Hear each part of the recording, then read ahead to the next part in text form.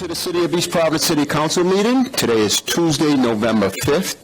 May we all rise for the Pledge of Allegiance.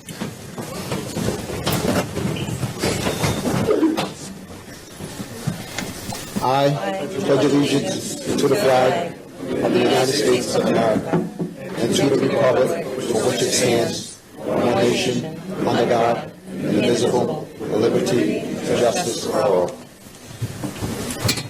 Thank you. Madam Clerk, may we start off with a roll call vote? Yes. Councilman Cahoon? Here. Councilman Morado? Here. Council Vice President Rodrick? Here. And Council President Brito? Here. Next item, please. Next item is presentations, unveiling portraits of a city, Dr. Isidore Ramos, by artist Jennifer Galuli Cahoon, funding made possible by a grant from the Rhode Island State Council on the Arts. And I'd like to introduce our Council President to say a few opening words. Council President Brito.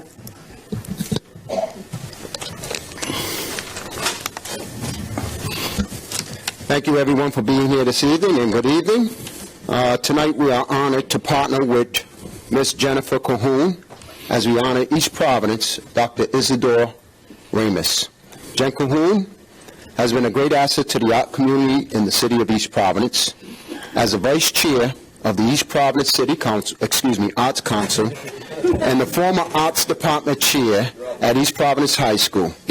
She is known throughout the region for her work and for her local studio and art center. And for those of you who don't know and never seen her work, I just would tell you, it's unbelievable.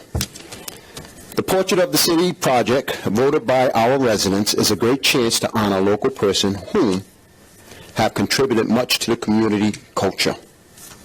Top vote getter for this project, Dr. Isidore S. Ramos, is a 1956 graduate.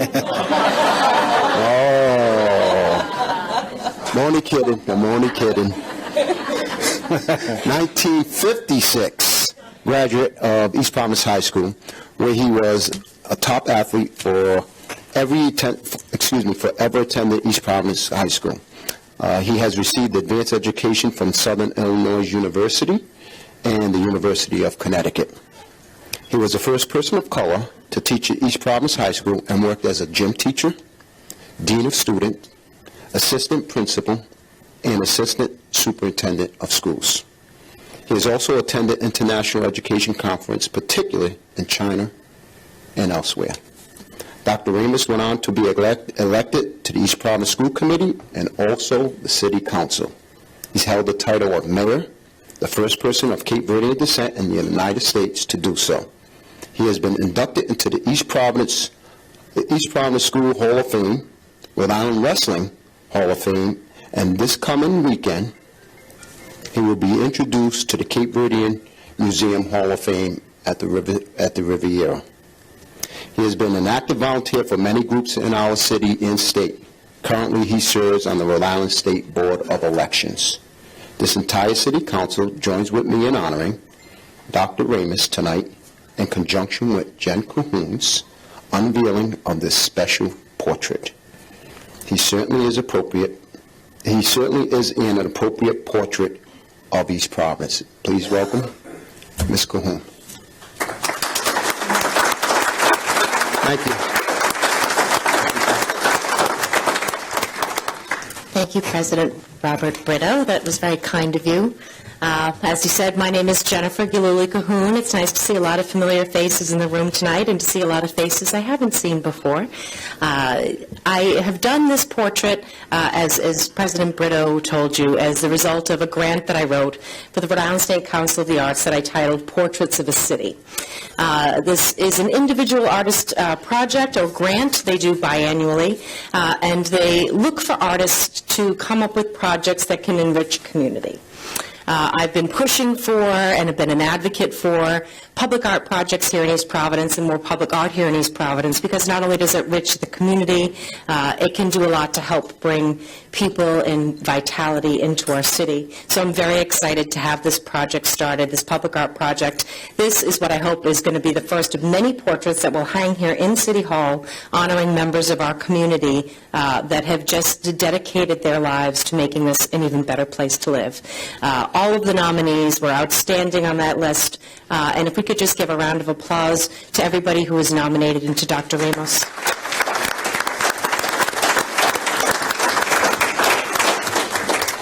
I had the pleasure of meeting Dr. Ramos, actually, for the first time shortly after I moved here from Boston when I was 15 years old. It was at the Cape Verdean Club, and I was very good friends, still am very good friends with John Gomes, Mother Lois Gomes, who many of you may have known, who served on the school committee, who was one of my favorite humans, rest her soul. And when I met Izzy, Dr. Ramos, for the first time, he was one of those larger-than-life humans, and it was really one of the times that when I heard the term townie, I'm like, oh, yeah, okay, Dr. Ramos really does encapsulate what a townie is. Later crossed paths with Dr. Ramos again in my early 20s when I was interviewed for East Providence High School to come back as a teacher. And lovely to see that friendly face, and then to come back and have him being the person that helped greet me as I came into work for the East Providence school system for what would be nearly a 20-year career. So I was delighted that he was voted for this portrait. I've always thought very highly of Dr. Ramos. He's one of those larger-than-life, light-of-the-world people. I've always felt very happy in his presence. I think he brings joy to a lot of people. And as President Brito pointed out, he has certainly accomplished a heck of a lot in his lifetime. Dr. Ramos got to see the portrait for the first time at my gallery, Heart Spot, this past week, and paid me what I think is the highest compliment a portrait painter can get. He told me, he's like, you didn't just capture how I look, he's like, you captured who I am. Yeah, I choked up. So without further ado, do we have anybody else speaking? Dr. Ramos, speak after. I would just add, Ms. Cahoon, that I was on the program, but I will be speaking this weekend at this induction ceremony, and the council voted unanimously to not let me speak twice in 1 week. So Dr. Ramos will hear from me on this Saturday evening at that ceremony. Excellent. Thank you. With your permission, I would like to unveil the portrait, and then we'll hear from Dr. Ramos. Yes? Yes. Yeah.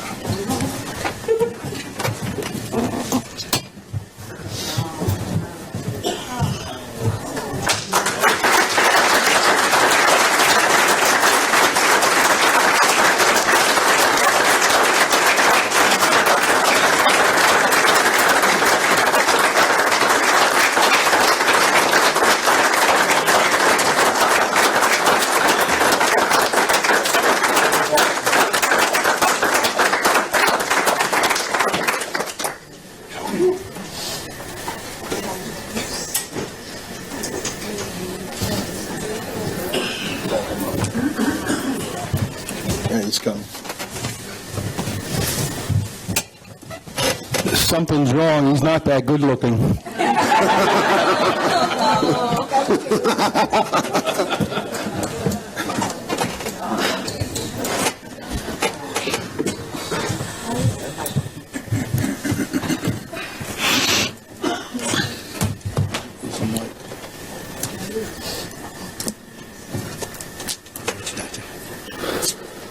Use them like.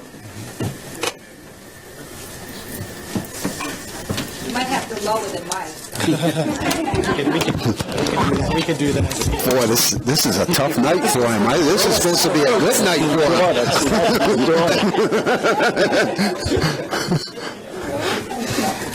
That's my daughter. And she got on TV the other day and couldn't talk.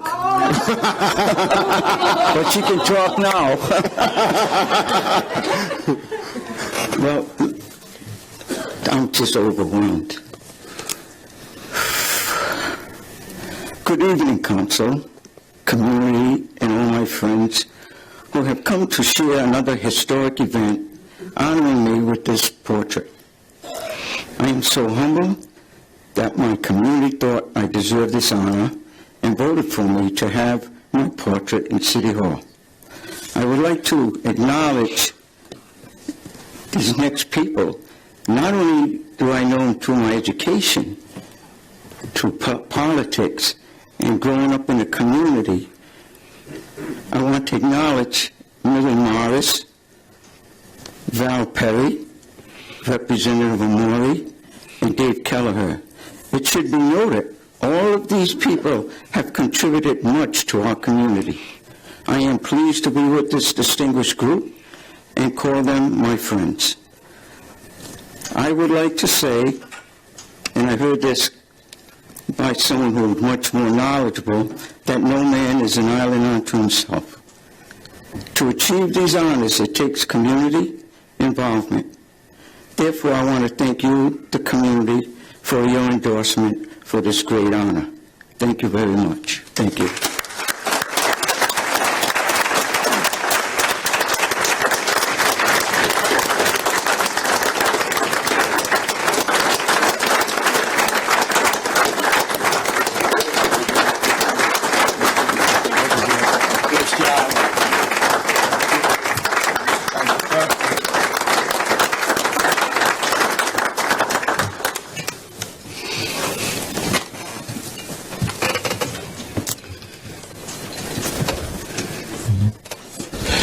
Mr. President, Madam Clerk, if I may, I know that members who are here from the Cape Verdean Center and the community have a memorial service for another matter in which they need to attend now, so we certainly understand that you have to leave at this time or as soon as you have to, whenever.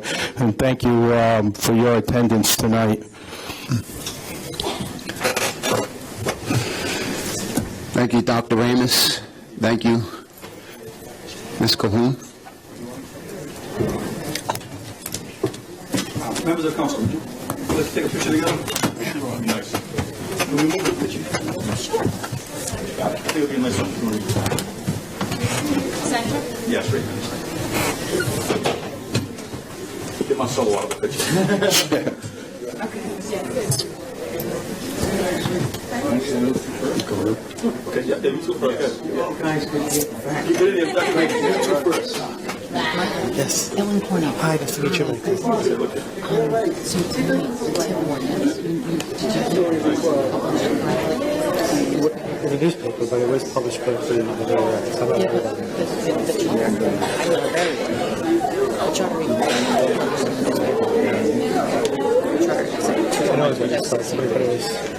I know, but that's, I'm I know about worried about that. that. And we're a little, Well, can we wait till the meeting to get it again? yes. But the issue is people get tonight in trouble. So we should probably do it now, and then we'll repeat it with just a few people. Okay. I think that we So we'll just table it to the, yeah, continue it. continue it, and then Madam Clerk, so this is Ellen, she's our bond counsel.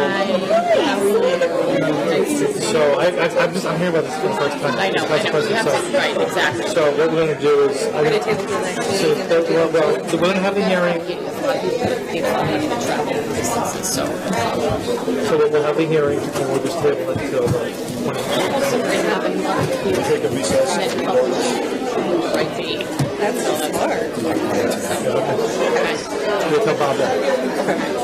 I don't know if you want to tell it. No, we're talking about. Yeah, I didn't. You want me to tell him? You want me to tell him? You too. Nice to meet you too. I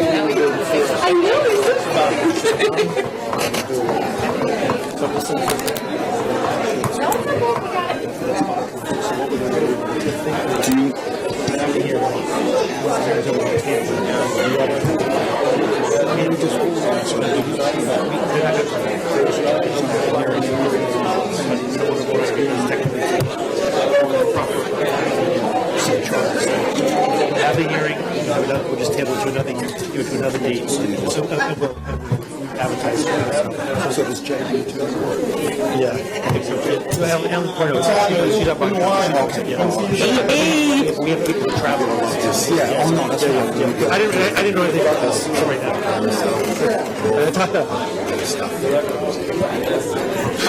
Thank you.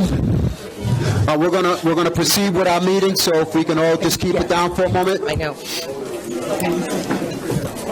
In the interim, we're gonna move right along to the next item on the agenda.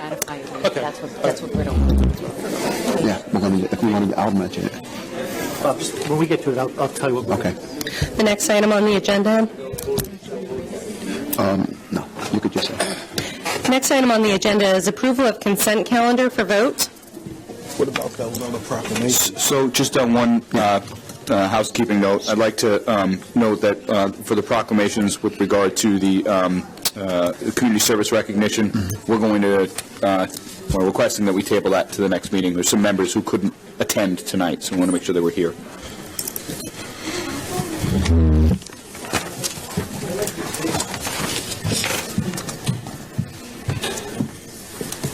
And right now, just to keep the meeting moving right along, we're going to skip over public comment until the city clerk comes back, and we're going to proceed with appointments at this point in time.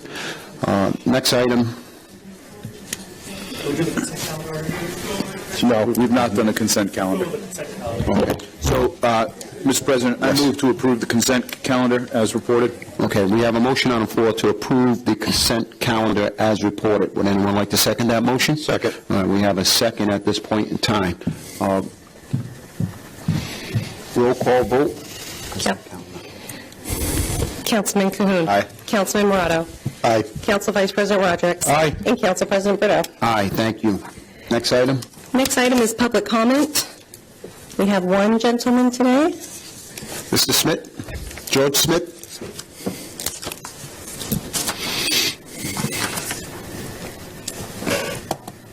And today's public comment is on traffic safety.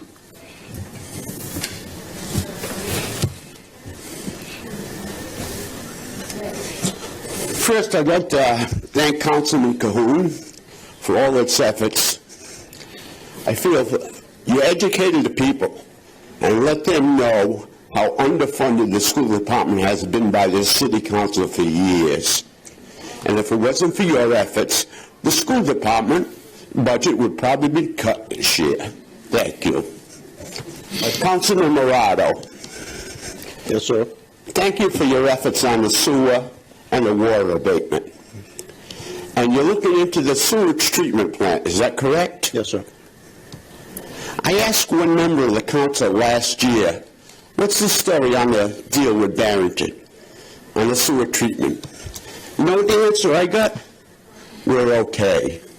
When's the last time we had a signed contract with them? Quite a few years, isn't it? Thank you. Keep up the effort. All right? Traffic safety. I don't know if you people are aware of the traffic study that Councilman Mr. Furtado, the mayor's office, told me about on Pawtucket Avenue, East Providence. Has anyone heard about it? No response? I guess not. No. The average speed was 46 miles an hour. One person was clocked at doing 80 miles an hour. We got a problem there, all right? You try to cross the streets in East Providence, you're taking your life in your hands, all right? In the warmer months, I used the crossing in front of Rebello's funeral home. Guaranteed 50% of the time somebody will run that stoplight. You can't take the chance. You got to wait until everybody stops and make sure they stop and everything. All right? Pawtucket Avenue, we got 3 school zones in there that are 20 miles an hour.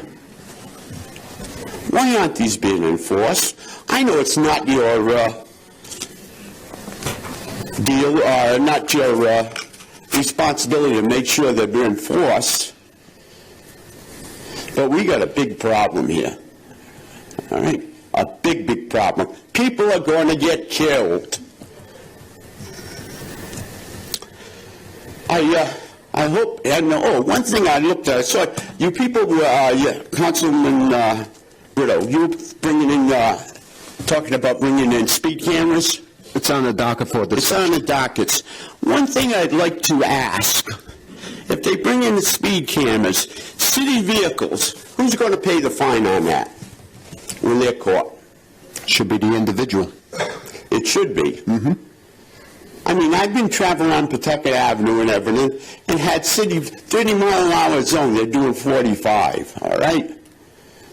You get in the school zone, it's supposed to be 25. city rescue vehicle going back to the station on Wampanoag Trail. 20-mile-an-hour zone doing 35. People probably don't think that's much. I do. All right? It's going to start with the top. All right? And I know you people have no control over who's enforcing it, but you should get together with the mayor and let's get something done about it. Thank you. Thank you, sir. There's no more public comment at this time. Next item, please. Next item is appointments. Mayoral appointment requiring council approval for the zoning board. Richard Croak, term expiring 8/20/2024. Appointment from alternate to member. This is for the vote. Mr. Furtado?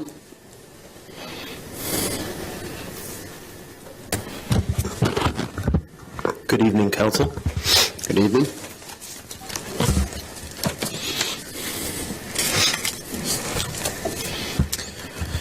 So I know that you had tabled this from the last council meeting, and the clerk was kind enough to put this back on the docket. As had been stated at the last meeting, the individual's paperwork was all in order. His application was posted back in May.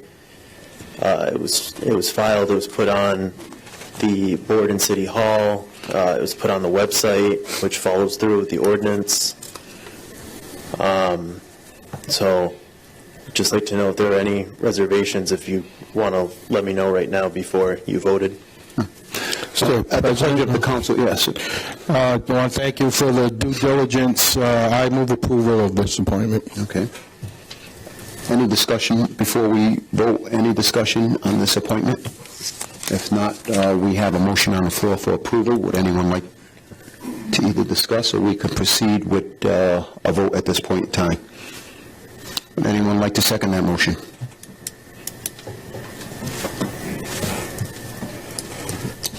I'll second that. Okay. So we have a vote for approval, which was seconded. May we have a roll call vote, please? Councilman Cahoon. I'm going to vote nay, and I vote nay not because I have anything against Mr. Croak or the appointment. I'm pointing at one particular vote, and that was a vote that had to do with the Cumberland Farms development. I do not think that Mr. Croak's vote in that particular case was in the best interest of my ward or the city, so accordingly I vote nay. Okay. Councilman Morado. Aye. Council Vice President Rodrick. I have similar concerns, Councilman Cahoon. I've had some reassurance that we're now going in the right direction. He has been an alternate for a lot of years. This would make him a member, so I'm willing to go forward, and I vote aye. And Council President Brito. Aye. Thank you. At this point in time, thank you, Mr. Furtado. Before we proceed on to the next item, City Council communications, I'm going to ask that we have folks here from out of town that need to come up and do a presentation, but in addition to that, and before we jump to that, I'm going to ask if we can get the licensing on the docket, if that's okay with the council, to proceed with licensing and go on from that point. May I ask, then once we complete the licensing, I know we have some folks here from Bloom Shapiro, our auditors. They have asked if they could be advanced in the docket as early as possible so that they can move on with their evening as well. Okay. So we'll proceed with the auditors and then with the folks here from Chevron as well. So is that okay? And that okay with the council? All right. Madam Clerk, may we proceed with licensing, please? Yes. The first is licensing not requiring public hearing, application for holiday sales, Mendez Properties, LLC for vote. They're located at 580 North Broadway. Is the applicant here at this point in time? You want to step up to the podium? Do we want to let you go first? Shorter. Madam Clerk, is all the paperwork taken care of here? Yes, all the paperwork has been taken care of and turned in. They also are here for the application for the victualling license, Class 2. And so that's four. So, Mr. Solicitor, can we take care of both of these at the same time, simultaneously? For public hearing, yes. Okay. All right. At the pleasure with the council, anybody have any questions or concerns for the applicant? All right, so right now we're going, this is for holiday sales, and then we'll proceed right on for a public hearing while he's here. Would anyone like to make a motion? Are we all set with the, so are we doing one at a time? We're going to do one at a time. We're going to do the application for holiday sales, and then while he's up here, we're going to move right over to the public hearing. Move to approve the application for holiday sales. Okay. Second. All right, roll call vote, please. Councilman Cahoon. Aye. Councilman Morado. Aye. Council Vice President Rodrick. Aye. Council President Brito. Aye, thank you. Licensing with public hearing. All paperwork in place for this as well? Yes. Okay, this is a public hearing. Anybody wishing to speak for or against this line item, please step forward. If not, I will close public hearing and leave this at the pleasure of the council. Move approval. Okay. Would anyone like to second that approval? Second. Okay, roll call vote. Councilman Cahoon. Aye. Councilman Morado. Aye. Council Vice President Rodrick. Aye. And Council President Brito. Aye. Thank you, sir. Thank you. Next item, please. The next item is also an application for holiday sales, Dollar General Store, number 20315 for vote, located on 2715 Pawtucket Avenue. And this is a public hearing. Anyone here, the applicant here at this time? Would you like to approach the podium, please?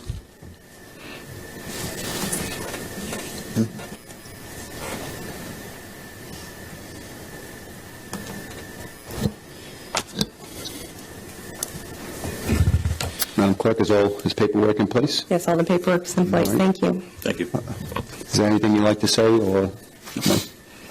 All right. At the pleasure of the council. Council have anything to say at this point in time, or to discuss? When is the opening date? Do we know? 11/18 tentative. Okay. And again, this is a public hearing. Anyone wishing to speak for or against this, please approach the podium. If not, public hearing is closed. Council would like to vote at this point in time. Would anyone like to make a motion? Move to approve. Okay. Second. Roll call vote, please. Councilman Cahoon. Aye. Councilman Morado. Aye. Council Vice President Rodrick. Aye. And Council President Brito. Aye. Thank you, sir. Welcome to the neighborhood. Good luck. Thank you, appreciate it. All right. Madam Clerk, next item, so we will be proceeding with the auditors.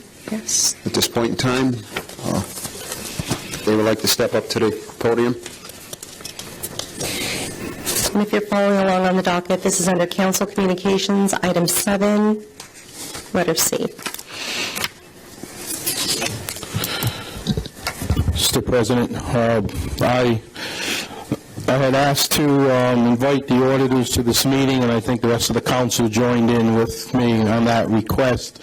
Good evening, sir. Before you go into anything formal, I would just like to say your charge tonight is a very difficult one. Can you please put what has been a confusing situation in layman's terms for at least this councilman and the public at large, in particular the issue of the city having a $6.5 million surplus. Is it possible to give us a brief paper trail history of the involvement of that?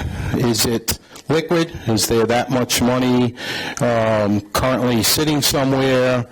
And I think you probably are aware of the questions that have been around the community. So in a nutshell, if you can solve that question for us, we'll come a long way.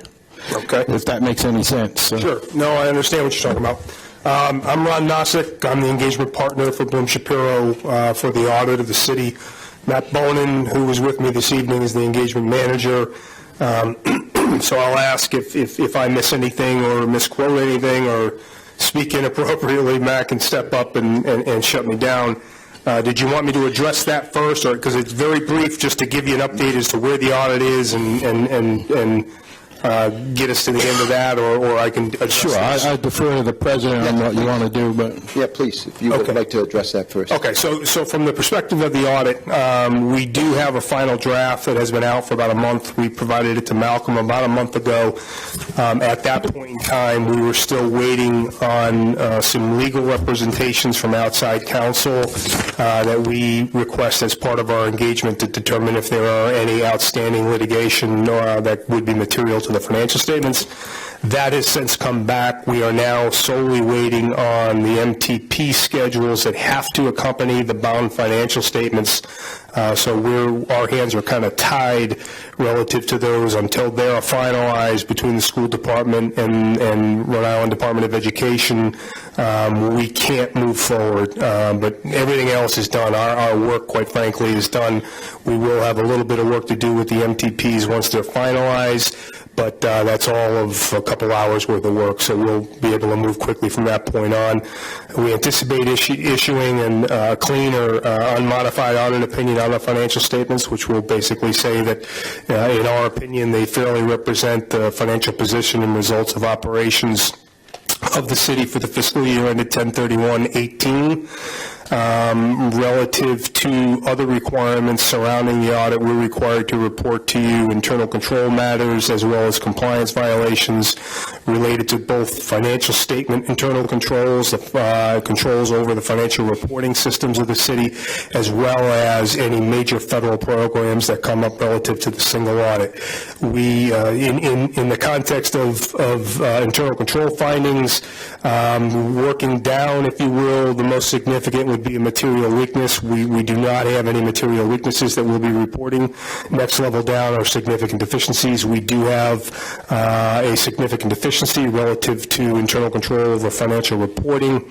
That will be it on the Yellow Book side. On the federal single audit side, we do have, I think, 6 significant deficiencies, most of them surrounding the CDBG program, one surrounding the school lunch grant cluster, and then from a compliance perspective, we do not have any findings. We're issuing an unmodified opinion on compliance relative to federal programs. So that's basically the summary of where we stand relative to reporting, which, despite the fact that those are only a few pages relative to the bound document, they're the most important pages, quite frankly, because they give the reader either satisfaction or some level of assurance that what they're reading is accurate.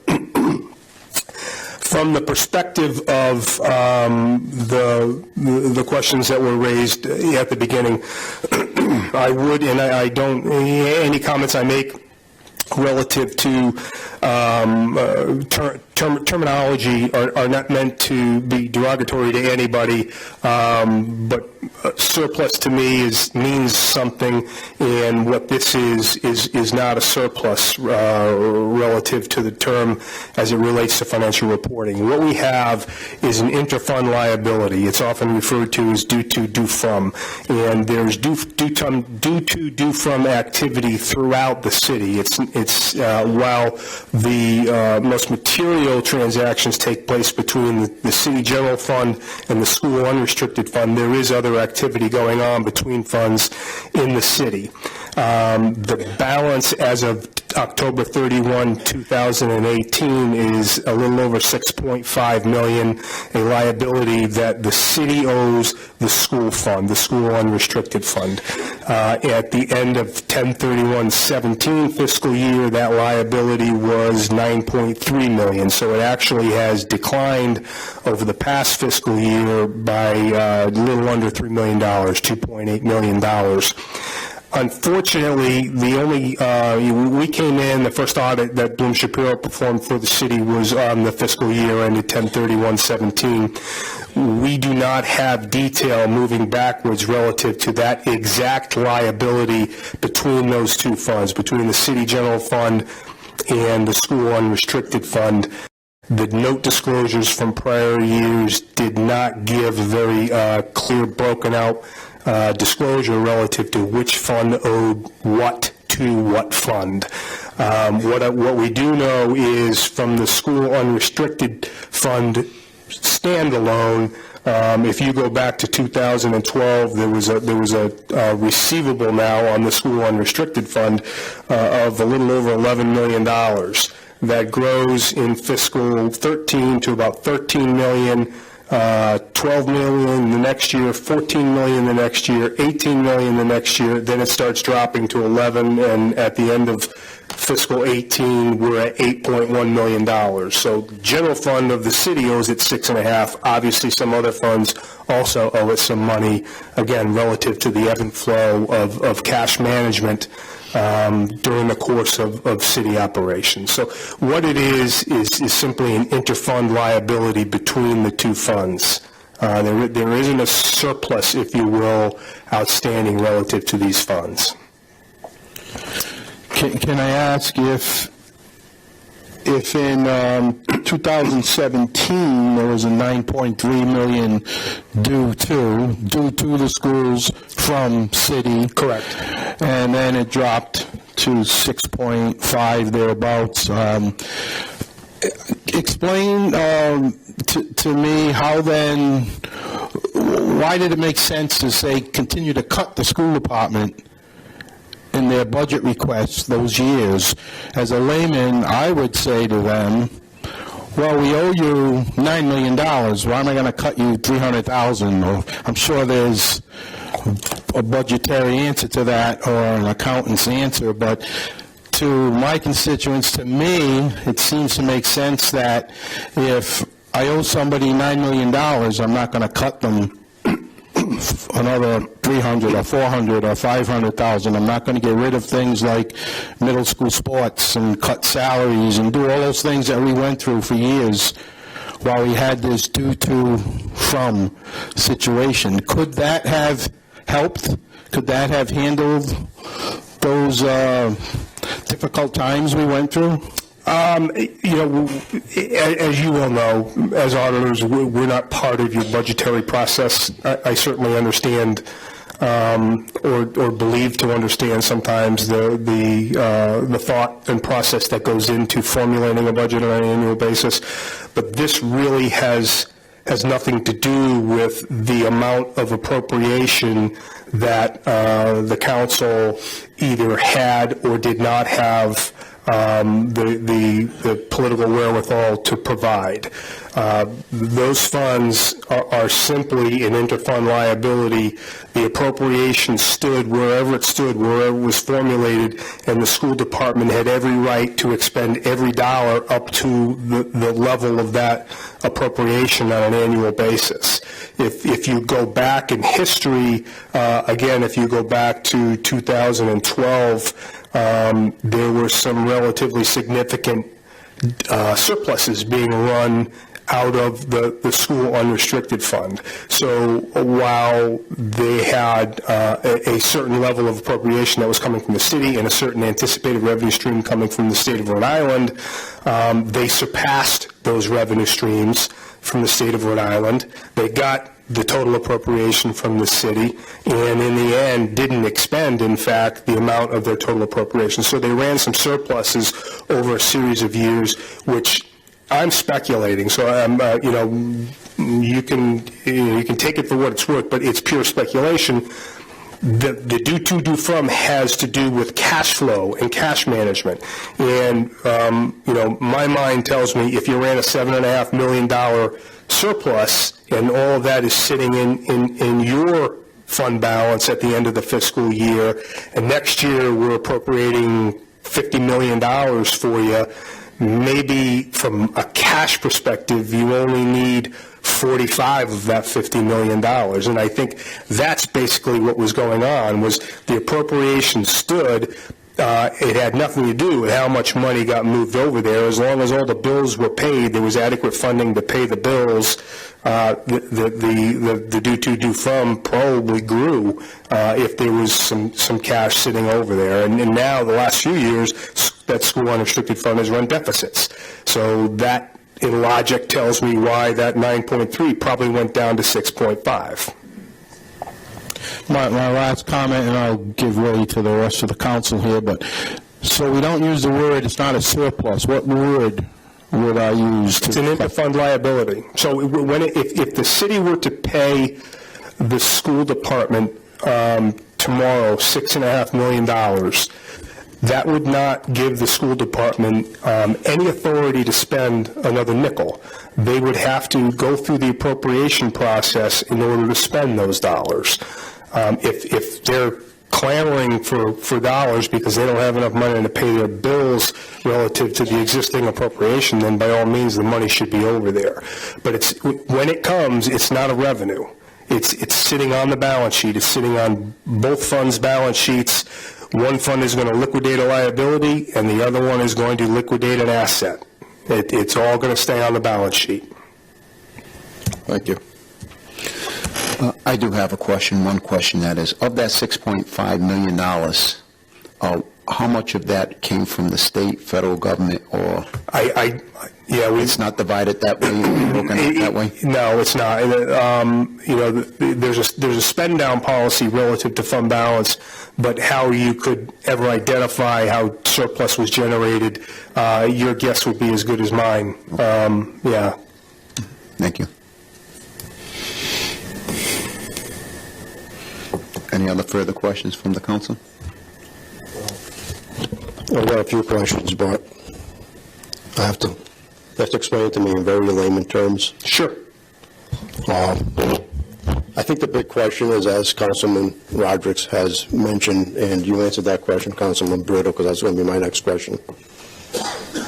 So, we don't have $6.5 million sitting in an account right now labeled school department, correct? That's not how that works, correct? Yeah, there's no cash account sitting there with $6.5 million on it that's earmarked for the school department. There is a liability on the balance sheet of the city general fund that says due to school unrestricted fund of $6.5 million. And there is an asset, basically like an accounts receivable on the school unrestricted balance sheet saying due from city general fund. So and that 6.5 has been used to put towards TANs, correct? That's been utilized for TANs purposes, correct? I would defer to the finance department relative. Again, I think it's a matter of there's a significantly large pool of cash that's used to manage quite a bit of stuff, and to go in there and identify a certain pile and say that's for this or that's for that's for X, that's for Y, I think would be relatively difficult. Theoretically, that may be the thought process, that if we don't hold this, we've got to go to the market for short-term borrowing or whatever the case may be. Right. So the question is, and that's, I think there's a couple of questions that the public keep asking. So if the school department needed, say, $1 million to do a one-time capital improvement project, they have the right to then take that money from that 6.5 towards that project, correct? Is that how that would work? They would have to obtain the authorization for the project, but they could conceivably, and by all means, prudently, use that money as opposed to going to the bond market or going, doing some type of financing. And from, I'm new to this council, but is that how it has worked in the past? Or is this something just new to everyone in the council and the public about the 6.5? Has that been utilized like that in the past? Does anyone know? There was no mention of this in the past. So if I could just interject, now you say they would have to be authorized first. Who authorizes them? For a school project, that's a city issue? It's the school department. School committee would probably have to. School committee, right. Once they authorize it, then they would come to the city and say, here's our project, it's for X amount of dollars, and we need to take it from that 6.5. And it's there for them to use at that point? For that purpose, certainly it could be. So I think the key point is here, and one of the things that I've been able to understand, and I thank you for your time today, helping to try to figure out how this works, is while there is a $6.5 million due from interfund liability, right? I think the key point is, let's go back to that project example, Mr. Morato. If the school department decided tomorrow they wanted to do a $1.5 million project in addition to what we've already approved to the budget, that is going to cost an additional $1.5 million, which is going to require another $1.5 million in revenue. The 6.5 won't factor in. That is something that the city owes the school department. But basically, as Mr. Nassik pointed out, being a cash flow issue, if we were to transfer, we as a city were to transfer the entire $6.5 million over to the school department, well, they just have $6.5 million to pay their bill out of their approved budget from day one. So the question would be, in future projects, I'm just going to throw a number out there. So if the school budget is $50 million, just a simple number, and they have, out of that $50 million, there's $6 million worth of capital improvement projects. Would then that budget next year be would that be the same request, or would it be $6 million less because that money has been moved over, or would it be in addition to the $50 million? It can't be less, right? Because year on year, we have to maintain that level of funding, and I'm forgetting the term off the maintenance of effort. Maintenance of effort. You can't go backwards with the school department, but providing the $6.5 million to them now will not give them, and we are pretty close to a $50 million appropriation, will not give them a $56.5 million appropriation, right? They'll still have $50 million as an appropriation, but the amount of funding that the city has to allocate between now and the end of their budget year would just be reduced to 43.5. So the other question would be, how does this money get generated? Like, where does it come from? Councilman Brito mentioned, state aid and that kind of stuff, but how does this money, how does it get generated? The due to, due from is generated purely out of the appropriation that is approved and due in theory, well, no, in reality, to the school department. Okay, so if you appropriate $50 million for the school in fiscal year 19, and during the fiscal year you move over there $45 million, that liability is going to grow by $5 million. Now, they still have the right to spend $50 million, and they probably did spend $50 million. So there's, that money has nothing to do with their ability to spend more money. It's merely a cash flow or financing mechanism relative to the operations of that school department. So let me back up. I'm a little bit grasping at straws trying to clarify it, and I apologize for that. But where it would be most beneficial or most helpful is if, in the formulation of that school's budget, there's state funding, there's federal funding, and then there's local funding, the appropriation from the city. If the state funding were to come in under what they had planned by $6.5 million, that $6.5 million will save them from a cash flow perspective, from a cash emergency. But that's basically all it really and theoretically would do. So I guess the question would be, I don't think it's for the auditors, is how do we move forward? Like, what's the plan? And that I don't know. I don't know what the answer is to that. I don't know if you can provide any insight with that, but I think that'll be something for Mr. Luber or the Mr. Amos or Malcolm. But someone, we need to figure out where do we go from here. I don't have the answer to that at this point. I'm learning this as the public is learning also. You provide a little bit more clarity as to how that works. But I think the other part of the conversation needs to be done in the near future. So I think if our goal is to reduce that liability to zero, we can talk through the options for doing it, right? And I think we probably have to come to agreement between the city and the school as to what makes the most sense. I think that there is a desire on the school side to reduce it to zero and to reduce it to zero with a certain timeline. I know, I've spoken with the superintendent, I've spoken with a couple of different school committee members. I think there might be a different perspective, with regard to the superintendent and the school committee. I think probably our best bet is to get us all together as one group, city council and school committee, so we can figure out what's the best way to do that, if in fact that is our goal. If it's not our goal and ultimately we decide we want to leave this interfund liability just the way it is and keep our eye on it year to year, I personally don't think that's a terrific idea, but I think that's going to come out of discussion. We can further that discussion under the council communication. There is a line item for that, so we can further that discussion at that point in time. Actually, I put that on there, Mr. Council President, in hopes that we could set up a special session just for this topic. There's a lot to discuss, and I agree it should be a joint meeting with the school committee. If we'd like to set that up now, get that out of the way, I'll be happy with that also. So just so we don't hold up the auditors, we can go back and revisit that during that when we have that discussion on the council communications line item number G.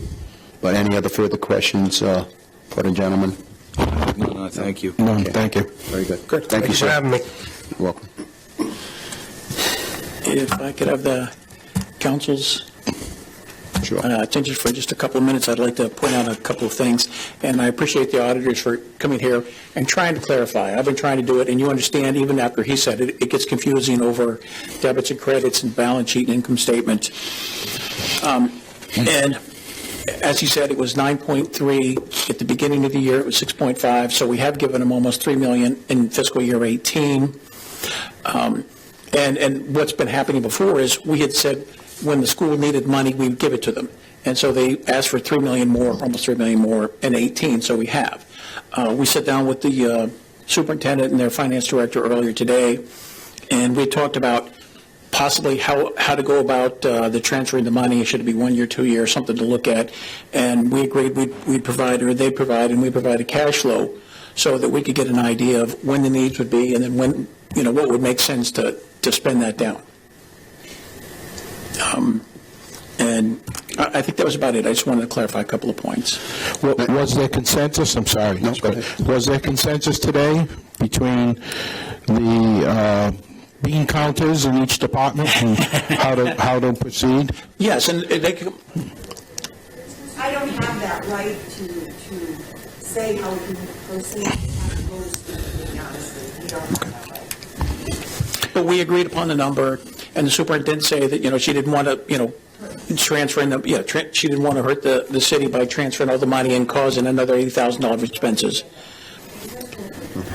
Yep, to Superintendent Crowley's point, since she doesn't have a microphone, right, ultimately that's going to be the decision of the school committee as to whether they want to pursue that more immediately or if they want to work out some kind of schedule with the council. I think that comes down to a council school committee kind of discussion. Any other further questions from the council at this time? If not, thank you, Mr. Moore. And again, thank you.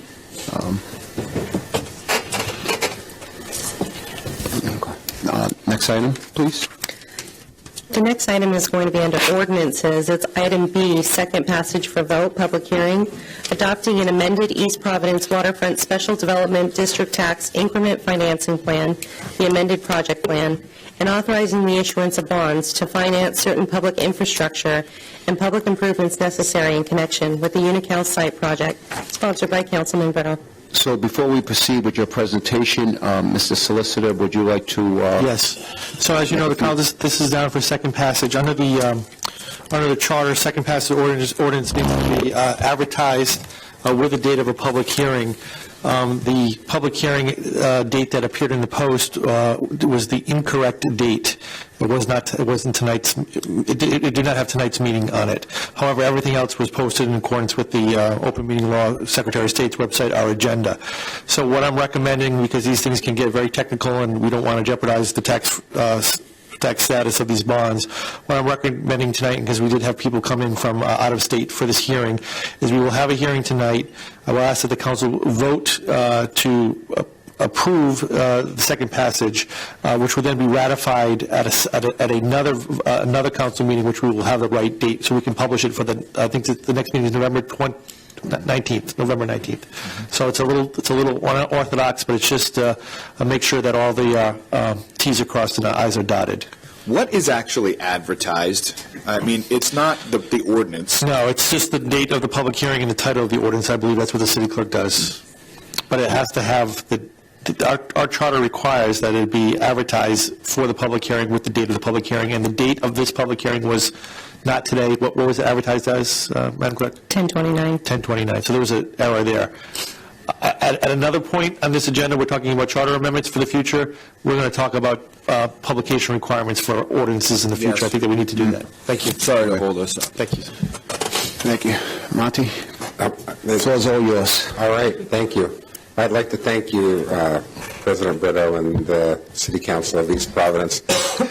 I'm here tonight on behalf of the entire Chevron team, Kevin McHale, who's the project representative from Chevron, our legal counsel, Andrea Hogan, and the rest of the folks that have worked on it, which I introduced you the last time. We're glad to be here again. We recognize that much of what we're going to tell you tonight is exactly what we told you under first passage. So we don't want to bore you, but for the benefit of the public hearing, we want to make sure that people have a chance to ask us questions. If we could go to the next slide, Jen. We're outlining the waterfront district plan and the fundamentals of the plan. We feel like the waterfront is a vital resource, economic resources for the city and the state, and revitalizing these properties so they'll be sustainable over time. You can just move to the next one, Jen. I don't need to read them to you, but I wanted to make the point that our plan, which is really a plan that the city can be excited about, captures the principles of the waterfront district. It brings people to the waterfront, it generates new jobs, it expands the tax base, it creates a regional destination, and it implements a mixed-use vision that's sustainable for the waterfront. All of these things, you're going to give Providence a run for their money. I think that all of these things are going to make it a place that people want to be, and more importantly, the citizens of East Providence will be driven to the waterfront by the development that's proposed. You can take a look at the way it looked in 1978. The Unical property, which is next to Tocquawadden, next to Bow Point Park, it was a terminal for many years, and today you can see it's a little different perspective in that picture, but you can see the tanks have been removed, the environmental remediation is underway, and it's getting prepared to have a new life. And with your help, the Unical Mixed Vision Plan provides for mixed use on the property, with ground floor commercial, a hotel event space, and apartments. And I think you can see there that all of this is for illustrative purposes only. This is what could be here, what we're proposing. An actual developer would bring a site-specific plan to you at a later date for approval. But this is an example of what could be there. If you can go to the next one. We think 110 apartments, restaurants at the site, 150 key hotel would provide a mixed use that would support other uses that will be in the area, which we're talking about the concert venue that is today and next year will be at Bow Point Park, but later on built on what was the G&W or the P&W property. We've got, the TIF money would be spent for specific public improvements that benefit the public directly. There'd be an amphitheater, or in our plan, there would be an amphitheater built on the site, 5,600 square feet of waterfront public plaza, 58,000 square feet of maintained landscape, 9,500 square feet of waterfront terrace and gardens, 400 public feet of walkway, to Bold Park. Our plan really embraces the idea of bringing the park and the private property together, so people who are using the park can also look at accessing the private enterprise that's built there, but it brings them together. There's some subsurface parking, which I think is important for a small site like this for the development and the density of the development that would be provided for. It would continue or potentially continue the extension of Waterfront Drive from Tuckwauton, laying the city sewer and the water lines, extending the bike path along Waterfront Drive, potentially relocating a petroleum pipeline that goes through the Unical site at this time. But, one of the most important things is down there at the bottom. It would generate an estimated 228 to 318 permanent jobs, 384 to 624 temporary jobs during construction. Another thing is that it's in an area that is a floodplain today. It would provide flood protection. So we ask ourselves, how do we finance these items? And East Providence has been a leader in tax increment financing as a tool. The Waterfront District outlines the tax increment financing, or TIF, as one of the potential projected increase in local revenues and the anticipation of developers to fund the site and area improvements to provide incentive to develop, which in Rhode Island means property taxes for all of you. It's a tool to incentivize developers to create a wonderful waterfront area that everybody can enjoy. It's a self-funding mechanism for them to pay for those improvements. I'm going to turn the microphone over to Keenan Rice from Unicap, who is the firm that has prepared the public financing documents for us. He's going to talk a little bit about these things, and I can take questions now or at the end, whenever you'd like. Keenan? Good evening, Mr. President, members of the City Council. Thank you for having us here for a few minutes this evening. For the record, my name is Keenan Rice. I'm the president of Unicap. As Monty mentioned, tax increment financing was identified and authorized as a tool for the city to use for the redevelopment of the waterfront when the waterfront plan was prepared. And the reason for that is because of the high cost of redeveloping property along the waterfront, but also because of the significant benefits of redeveloping the waterfront. So while tax increment financing has been identified as a tool for redeveloping the waterfront, why are we asking for a TIF for this particular property, the Unicap property? Well, this property has particularly excellent opportunity to be redeveloped with commercial uses, and that's because while all the properties on the waterfront have great views from the property, this property has great views to the property. It's very visible from off-site, which makes it particularly, gives it particular opportunity to be redeveloped as a commercial use. However, there is some very extensive cost, as there is with all the property on the waterfront, for redeveloping this property. One of the costs is that 100% of this property is in the 100-year floodplain, so it has to be elevated out of the floodplain. Another significant cost is that it's necessary to use structured parking because the site's just not large enough to really create to make the good use of the property and really to create the uses that will get people to the waterfront if you use surface parking for the development of the site. So it's really necessary to build structured parking, which is far more expensive than surface parking. It's also necessary to relocate the gas pipeline that currently goes through the property and really prevents this property from being redeveloped. So that gas pipeline has to be relocated.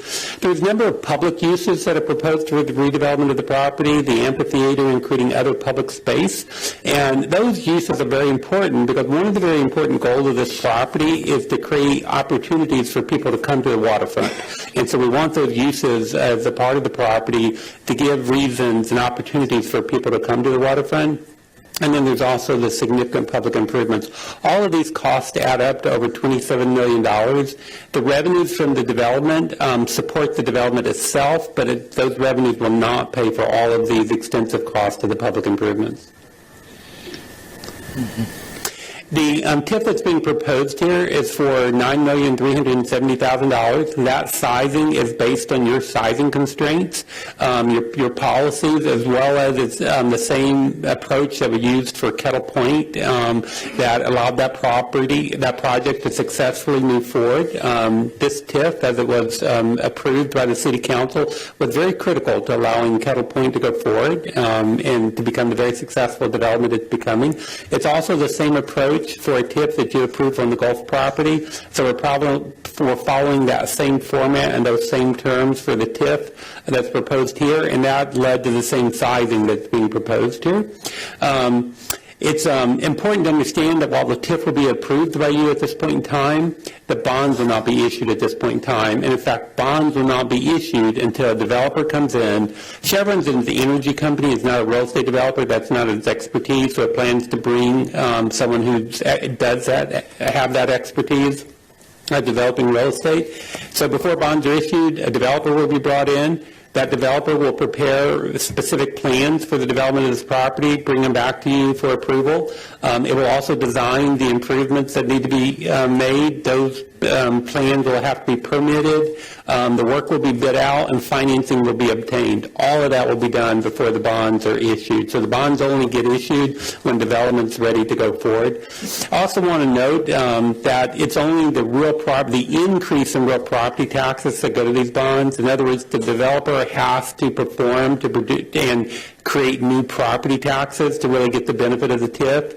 And in creating those new property taxes for the TIF, it creates new property taxes for you. And it also creates taxes on the tangible assets, 100% of which come to you. None of those go to the bonds. Finally, I want to point out a TIF is not a tax break. The owner pays the same taxes, same basis that every other property owner in the city pays. What a TIF does is it takes some of the increase in taxes that's created by the development of the property and uses it to pay for public improvements that are required for the redevelopment. We've identified a number of the what happens with the TIF versus what doesn't happen with the TIF. With the TIF, it enables the redevelopment of a former industrial site for public use. By public use, we mean by opening it up to bring the public to the waterfront. Without the TIF, then it's just not going to be possible to bring a developer in to redevelop the property. It provides the public with access to the waterfront. That's the entire basis of this plan that's been prepared, was to bring the public to the waterfront. Right now, there's no access to the public to that waterfront, and without a TIF, that's how it'll stay. With the TIF, it creates jobs. There won't be any additional jobs created without the TIF. It creates a significant amount of positive new tax revenues. This property pays very low taxes right now, which is how it will stay without the TIF. And the TIF, very importantly, provides a self-funding mechanism to pay for public infrastructure that's required for the development. And without the TIF, that funding is just not available. So where we're at in the process, with your approval of the TIF, that allows Chevron to now go out and to look for, solicit developers to come in and develop this property. We think the property has very exciting potential and opportunity for development. It's the TIF that makes it financially feasible. As I mentioned, once that developer comes in, plans will get prepared. Those plans will come back to you. The improvements get designed. They get bid out. The developer goes obtains the private financing, and then after all that, then the bonds actually get issued, the infrastructure gets constructed, and the buildings get constructed. And that's the same process you've seen on Kettle Point. So we would anticipate this would follow that same process. Well, those are all the comments I have, but I'm happy to answer any questions if there are any. Thank you. I just have one question. How long is that TIF? How many years? 25 years. That's by Rhode Island statute. Thank you. You're welcome. And with respect to that pipeline, what is the intentions of removing that pipeline?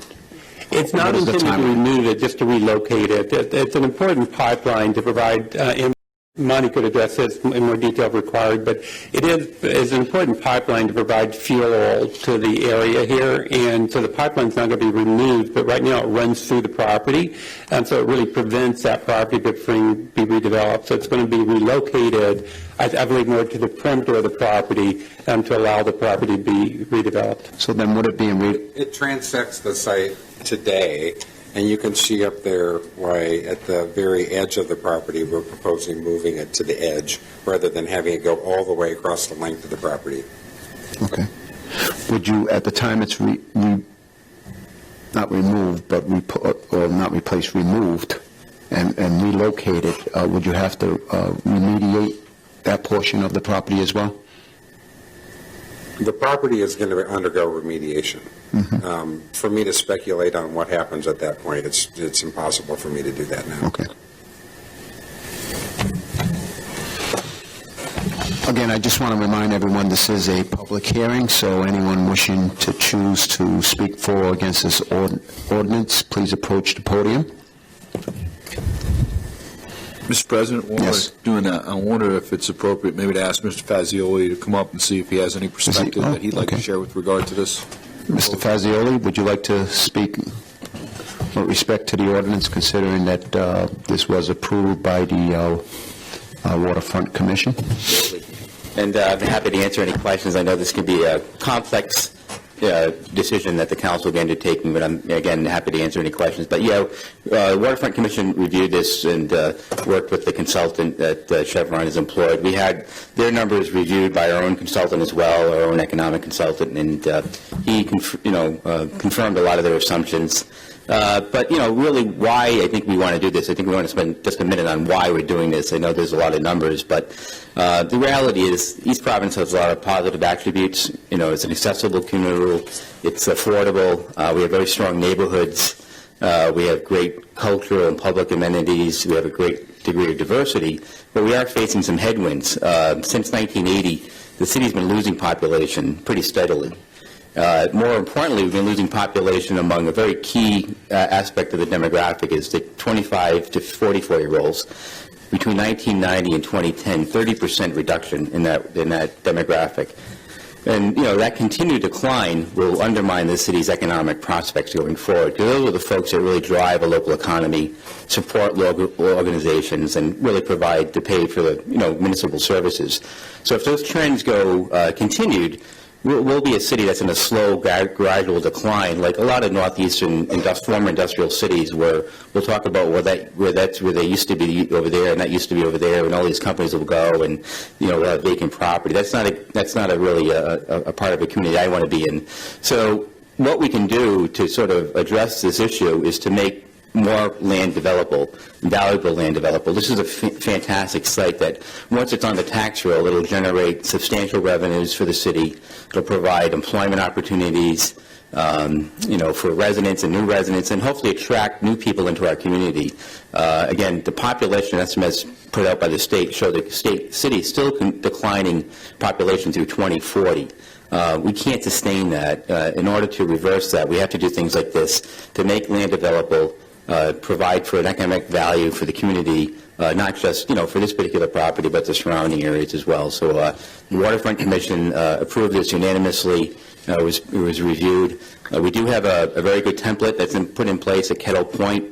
I prepared a report I'll hand out to you later tonight, or I can do it after this, where it shows the actual case study of Kettle Point, where the TIF there is actually producing revenue, not just to pay for the bonds, but actually providing revenue to the city's general fund. Over $400,000 a year in real property taxes, in addition to the tangible tax. So the template works. We think it'll be the same case here, and I think we would certainly support the passage of this ordinance. Thank you, Mr. Fazioli.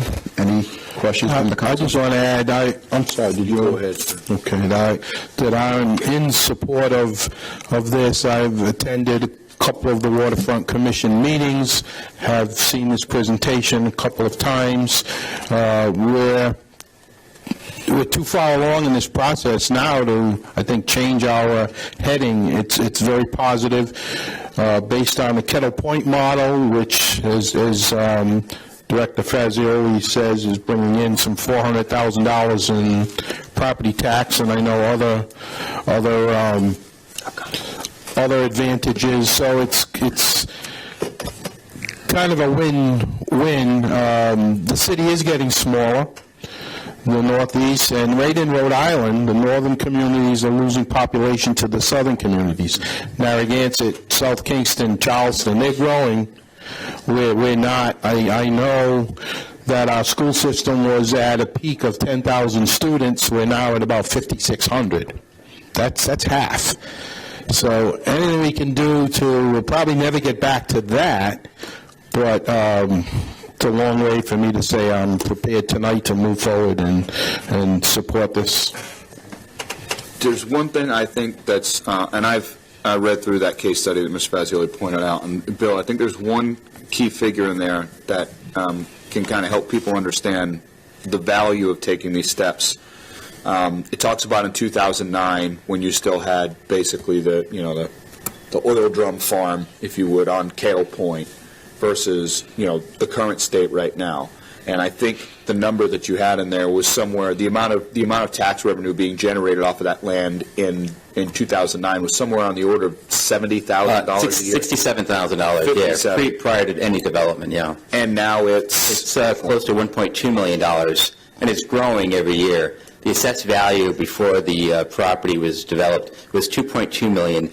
The assessed value through 12/31/18 is over $50 million, and values will continue to increase as new properties are developed on Kettle Point and, the market appreciation. So you can see how this works. So that increase from $2 million to $51, that $49 million increase in assessed values, that's what paying for the bonds, the public improvements, and then over and beyond paying for money to the city's general fund. And the other point is, right, that tangible number is not included at all in the tax increment, right? So if you get a business in there that has a lot of tangible assets, tangible taxable assets, like I think University Orthopedics is a pretty good example, right? In a mixed-use area, well, guess what? That's all coming directly to the city. In addition to that, there is a positive impact on the surrounding neighborhood. So I've talked to a few realtors, and they're seeing some market appreciation in the neighborhood abutting Kettle Point, in Kent Heights and that sort of area. They're seeing house values go up because the proximity. So there is spillover effect. But, again, these TIFs, they get a lot of press, good and bad, in the Internet, and you hear all different stories. But if it's, put together right from the outset, and I believe, we have a great team here that has a track record. We also have our bond attorney here, Ellen Cornell, who's reviewed the documents on behalf of the city. This is really a mechanism that is designed to succeed and minimize any downside risk. I'm good, sir. Very good, Mr. Fazioli. Thank you for your time. Again, this is a public hearing. I'll mention this one more time before I close public hearing. Anyone wishing to speak for or against this ordinance, please step forward. If not, public hearing is now closed at the pleasure of the council. We're going to proceed with a vote with the intent that the ordinance will be ratified to the next council meeting on the 19th. So, Mr. President, to that end, and Mike, if I get the language wrong, right? So, I move to adopt the amended Waterfront Special Development District Tax Increment Financing Plan Ordinance, subject to ratification at the next council meeting. And for the public hearing if necessary. And for the public hearing if necessary. Let's second. All right. Madam Clerk, roll call vote, please. Councilman Cahoon. Aye. Councilman Morado. Aye. Council Vice President Rodrick. Aye. And Council President Brito. Aye. Thank you. Thank you very much. Thank you very much. Thank you. So we're going to proceed from where we left off initially, which is council communications. The first item is discussion on speed cameras, capital improvement fund. Council President Brito. So I put this on for discussion and a discussion only, and at some point in time, I think we're going to need to vote for or against this. However, it's been an issue with the city for some time. I'm going back a couple of years, at least for myself, with speeding. It was mentioned early during public comment from Mr. Smith about the speeding that we have in the city and how much it's out of control.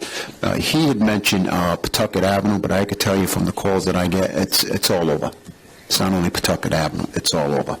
So I just wanted to have a brief discussion on this, and before it does eventually, if it gets to a point that we need to vote, I would like to put it out for the public as well, have a public hearing on this, and get public input as to whether or not how they feel with speed cameras. We're seeing it over over and over again through different communities, and it continues to grow at this point in time. But before that decision is made, personally, I would like to have public input on that. So I'm going to open the floor for discussion on some thoughts, whether we should, whether it's something we need, or is there something better to control the speeding that we have in this city. I've mentioned this and had it on the docket a number of times, not only the speed cameras, but speeding in itself and how can we control it. And obviously, it doesn't appear to be working, whatever we're doing out there. We have a limited source of officers that are out there that could actually go out there and monitor this. It's like, plugging up a hole in a pail. When you block one hole, or we send traffic control to one street, one avenue. They're in demand at another avenue, and it's a vicious cycle that never stops. I have a couple of questions, Councilman President. This would be like the speed cameras in Providence, correct? Where the summons would be automatically mailed to the person's house? Yes, it would be somewhat similar to either Providence, Pawtucket, or any other communities that have these at this point in time. Mr. Solicitor? Council President, just so, the only thing that's authorized under state law right now is speed cameras in school zones. Correct. So we can't we just can't put it on like a side street. They're going to be within a school zone. So cities and towns can do that, but they can't. And that's a general law.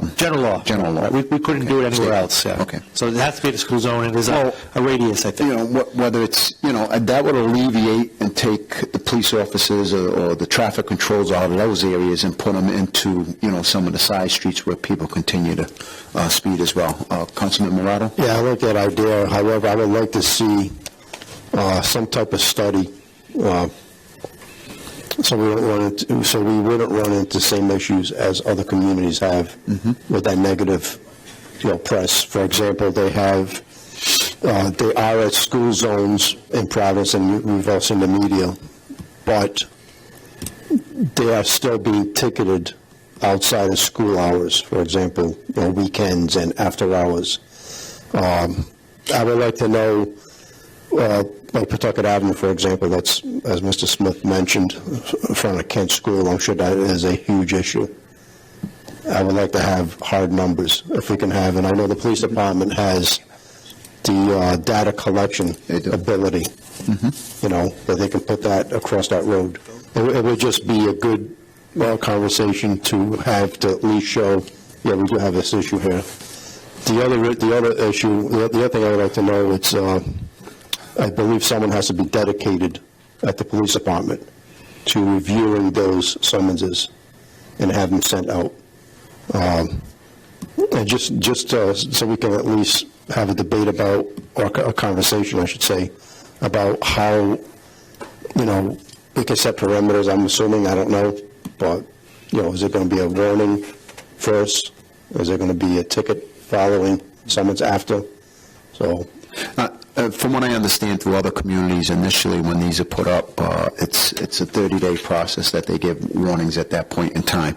However, I don't want to jump to this immediately. To get further to expand upon what you're talking about. I would prefer to have all this data collected if necessary. I would prefer to have, as I indicated earlier, a public hearing on this as well, separate and beyond from a council meeting, and just observe what's going on in other communities, what works, what doesn't work, and I also want to add, I'm on board with this, and not from a money grab perspective. I'm looking at it from a safety perspective. Well, again, I have mentioned this time and time again, not only so much about the cameras, but speeding as a whole in this city, and that is second to, as I've said over and over again, also second to the water bills. This was right on up there. Speeding in communities. I like the idea and I support it. I just like to do our due diligence and getting that information. I just want to add one more thing. Traffic summonses. It's in place to correct behavior. It's not to reward, as we know. Someone gets a speeding ticket on Wampanoag Trail, they'll think twice, at least for a week, of not speeding again until that wears off. But so, thank you. Council President. if I could share with the council, we have begun to collect data. We do have some equipment that we can collect data, and we're also looking at purchasing. The police department is currently looking at purchasing some speed signs that we can put in certain locations around school zones that let people know the speed that they're traveling, but they're also a data collection device. So we really want to get a wide array of data points so that the council and the community can have a look at it. So I appreciate you bringing this up, and I like the direction that the council's speaking on this issue. Thank you. One thing, if I could, Mr. Mayor, just, having, and I know, you retired from the Pawtucket Police Department, and I know Pawtucket well as well. Sometimes I get a little bit of a lead foot on Pawtucket Avenue, right? I'll look at my speedometer and be like, oh, I'm going that fast, I better slow down, right? But I know if I do that in Pawtucket, I'm going to get pulled over. I know on East Pawtucket Industrial Highway, you're going to get pulled over if you go over 25. School Street, you're going to get pulled over 25. It's kind of like a mindset, right? I know we kind of have that on Forbes Street, right, in Riverside. Like, people know not to bust the speed limit on Forbes Street. I do think there's an enforcement piece that's key, right? I mean, I think if folks know, if I'm messing around out here, that's going to make them pay attention a little bit more, too. And I know, we're stretched and limited with what we can do for resources.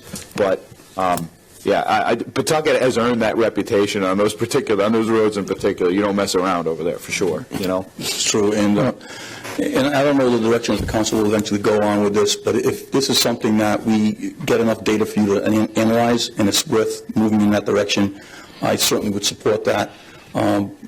If you ever should receive complaints about particular streets, please forward it to us, and we'll see if we can have our traffic division post up on those streets to really send a message home that we're not going to tolerate bad driving. Mr. President, I would just add my support to your proposal here. The details would come out later, and that's really not for us to micromanage. Let's get the professional recommendations, but I agree. We need the data, and there's no. I don't want to spend time at a public hearing finding out if people speed. We know they do. We know Councilman Cahoon does. We know I do. We know Madam Clerk does. We speed, and it really has to stop. I get the complaints, and I have forwarded these complaints to the mayor's office, particular near Martin Middle School even, which you wouldn't think Brown Street is a main street, but it is kind of a main thoroughfare. And just last week, a few parents were complaining. I also don't have a problem if we continue to enforce it in school zones after hours. I know, Councilman Rado, you brought that up, but there are a lot of school activities after hours. There are games and meetings and PTAs and bazaars and you name it. Go by East Providence High School any day of the week, any time, almost through 10 o'clock at night. There are basketball games, soccer games. So we just have to stop people from speeding. I'd love to stop them from texting, but that's probably beyond our control. But we don't have the manpower to get out there. We cover Forbes Street, we cover some other thoroughfares, but it's time that we bring in some technology. So I don't know if you need anything tonight, but we should get some details. If the mayor's looking for direction, I support in having them prepare, having the administration prepare a formal report that we could have within a couple of meetings now, whenever you think it's reasonable, and let's get going on this. The idea of the getting data is to educate us and the public to show that we have an issue at that location. It's not to say we're not going to have drag that conversation on forever. But if we're going to do our job as to finding out how we can figure out a problem, solving a problem in certain issues, we need to have all the facts. So that's the whole reason why I wanted that data. I agree. Have the data, have the public hearing, and then let's do something, or not. Thank you. I'm sure this discussion will continue after this, but that concludes this. We'd like to move right on to the next item, please. Next item is discussion, request for information on any and all non-budgeted financial accounts. Council Vice President Rodrick. Mr. President, we've kind of gone over this with indirectly in speaking with auditors and all. I did want a specific list. I don't know if Director Moore has that. For instance, the Live Nation account, the Carousel account, the Winterfest Committee account, those types of accounts that we don't necessarily budget for, that's the list I'm looking for. I had sent something over earlier today, and in the audit, again, it has almost all the accounts. If you, I think I started on page 96, it'll give a list of all of the special revenue funds. They're broken up into categories. You have special revenue, proprietary, capital, and in the special revenue, there's 25 for the city, there's 50 for the school, and it gives a list of the 25 funds, or approximately 25. So the first one says Bear and Jag, and then the description is to account for grant proceeds received from the U.S. Department of Justice for the purpose of enhancing law enforcement operations and public safety. I see the list. I mean, the report, we got it's pretty thick, so I didn't get to go through it all today. I did look quickly. Is this something you're speaking about? There's no page number here, but it says special revenue funds. And that is correct. Okay, and it lists a lot of things, but there's no dollar amount next to these. And if you go to, and what they do is, that gives you a list of all the funds. So if you went 2 more pages in or 3 more pages in, it would tell you what the activity was for the current year as far as revenue and expenses and whether they made money or lost money. And then right after that, or right before that, I think it would have with the balance sheet, so what the current status is of that fund. Mr. Moore, you said page 96? I believe it was 90. Yeah, 95, 96, it starts like this, but there's no number here. And if you go a couple more pages in, you'll see, it'll say, in the top left, City of East Providence, non-major government funds, and it'll say assets, and the first one will be Bear and Jag, which I mentioned. There's 2 pages, number 96, too. Oh, here's 90, you said 95. I see like the totals, revenues, but what I'm not seeing, That's where they're still. I'll just pick one as an example. Senior Center donations, or Champlain Fund Weaver, or like where are the... And if you go in like 2 more pages, see Bear and Jag, Yep. and then substance abuse. So here they are listed individually. This? Yes, you go back. Right, so here they are, this Bear and Jag, substance abuse, hazmat, and so they're all listed this way, and they go here, and this tells you the balance sheet, where they ended the year in, how much cash, how much surplus, and if you go a couple more pages in, it'll go from balance sheet to revenue. And so... I thought we were just going to get a page with the account and the side of it. I would actually appreciate that. Yeah, and I don't want to believe it tonight, but at least we have this to go through. But I would like to see this page and just next to it the amount, rather than a budget format, if you can. And it doesn't have to be tomorrow, Okay. But And then I'll add in like the bullet point and... yeah. Can you briefly, what's the status of that Live Nation account? Is that us? We got a lot of static.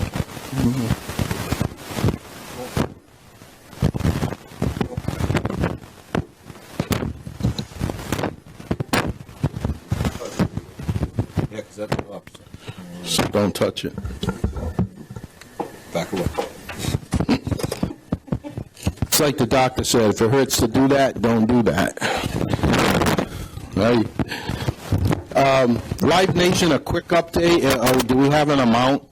Is it still about $67,000? Was there one more payment? I have not checked on that in the last week or so, but I can get an update on that. But they're done, right? They are. I'm not sure if we were getting one more deposit or not. Okay. So when you do that list, we'll have the latest. I'll have that in there, too. Okay. Thank you. Okay. Thank you, Mr. President. Next item, please. Next item is, actually, the announcement for the Thanksgiving food drive for the East Providence families. Table that for next council meeting. When is our next council meeting? November 19th. All right. So there's enough time to to talk about? Okay. Actually, D, E, and F were requested to be tabled to November 19th with Councilwoman Souza's absence tonight. D, E, and F, okay. That brings us to item G, which is discussion, special joint council meeting with school committee to discuss the $6.5 million surplus. Councilman Morato. Is the council like to schedule a special meeting to, iron that out and move on from that discussion? So I think that there is appetite on the school committee side for it. I know that some of us got an email from Joe Montero specifically requesting it. And I think in light of some of the things that we've discussed, that's probably the smartest thing to do, so we can come to terms on, that intra-fund liability and how we want to address that. And from what I understand, they're open for any date for a meeting. Yeah, and I think they would prefer sooner rather than later if we can pull it off. So they have a meeting next Tuesday. They have a regular school committee meeting on Tuesday, the 12th. So that would be out, and we have a meeting scheduled for the 19th. So presumably that would be out. Between those dates, maybe? I guess we can. Wednesday. We're starting to fall into this pattern of meeting every week, which, frankly, I'm kind of tired of, to be honest with you, and I think you guys probably are too. I know there's a lot of important business to be done, but we got other stuff to do too. Yep, I just like the idea of sooner rather than later. I mean, we're hitting the holiday season soon, and there are events every night of the week. We either have to go beyond that or try to squeeze a meeting in before. I would like to put this issue to rest as soon as possible. I mean, I don't live by social media, but let's face it, that's the way of the world these days. We don't have press coverage like we used to back in the day, and the city's abuzz about this issue. We need to be accurate about it, put it to rest. I think we've made progress. I think we know we're not talking about a traditional surplus. There is not $6.5 million sitting in a bank account somewhere that has nowhere to go. It's this due from terminology now. So let's see, Mr. Moore's here. I don't know if you can add to this.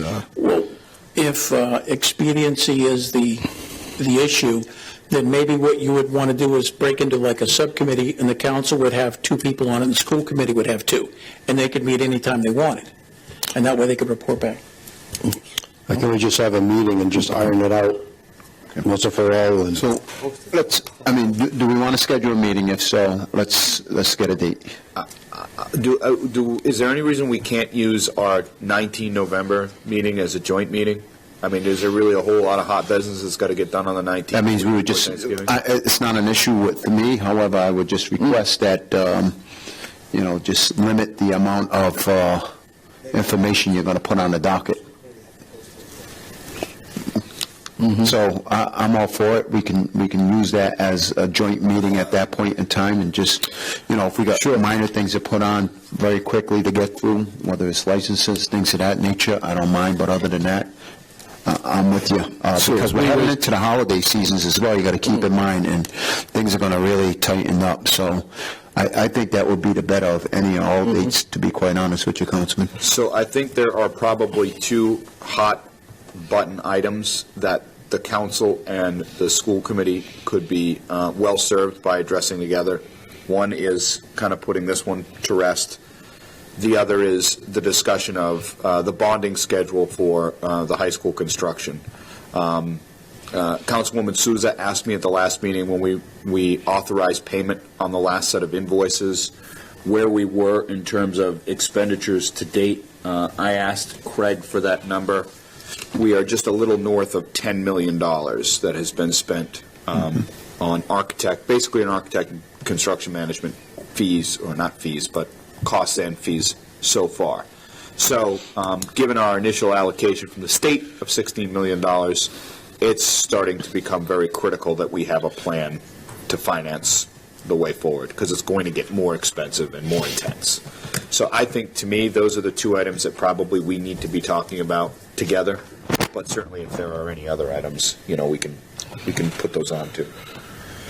So I would hope that council members would keep to a minimum the special requests for items, and that we try to keep that meeting limited so we can list that. How would that work? We'd list it as an agenda item, joint meeting? Joint meeting.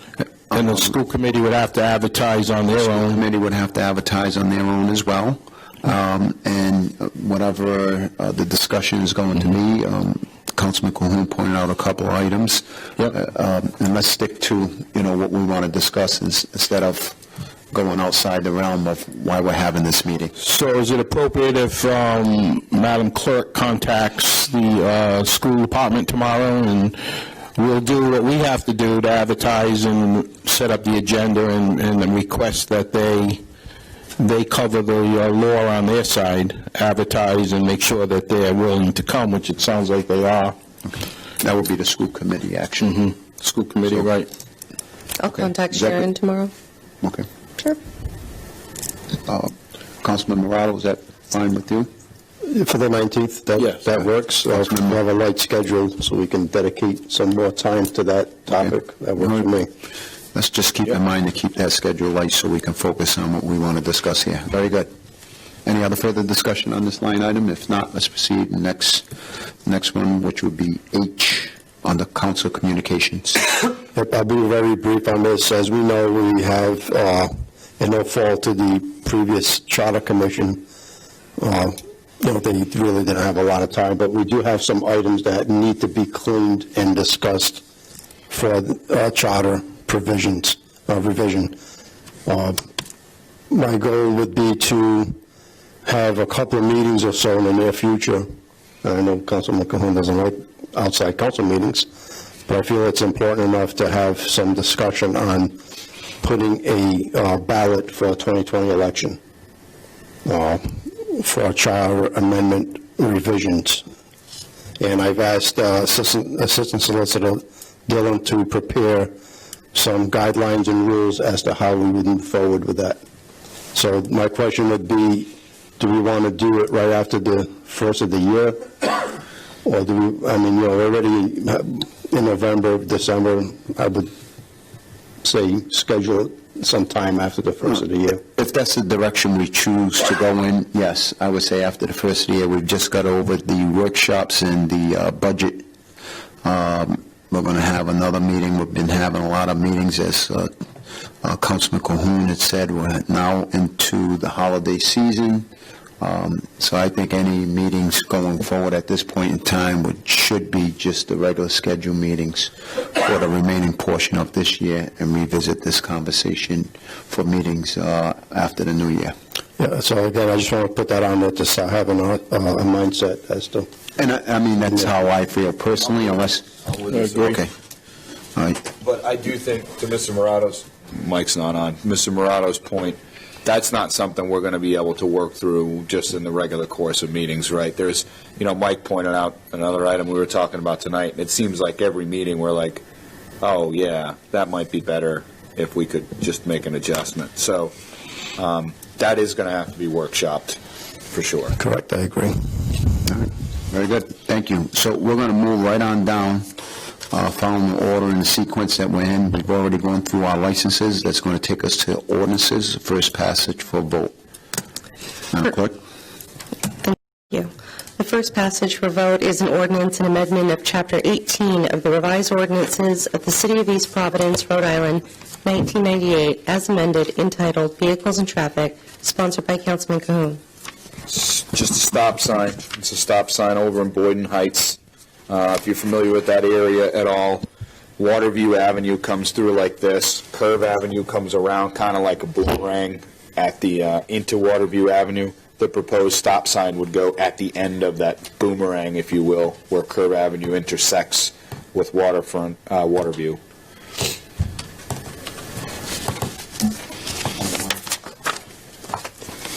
is this, it's not a public hearing, right? No, this is the first passage. I move approval of first passage. Okay. Second that. Roll call vote. Councilman Cahoon. Aye. Councilman Morato. Aye. Council Vice President Rodrick. Aye. Council President Brito. Aye, thank you. Next item, please.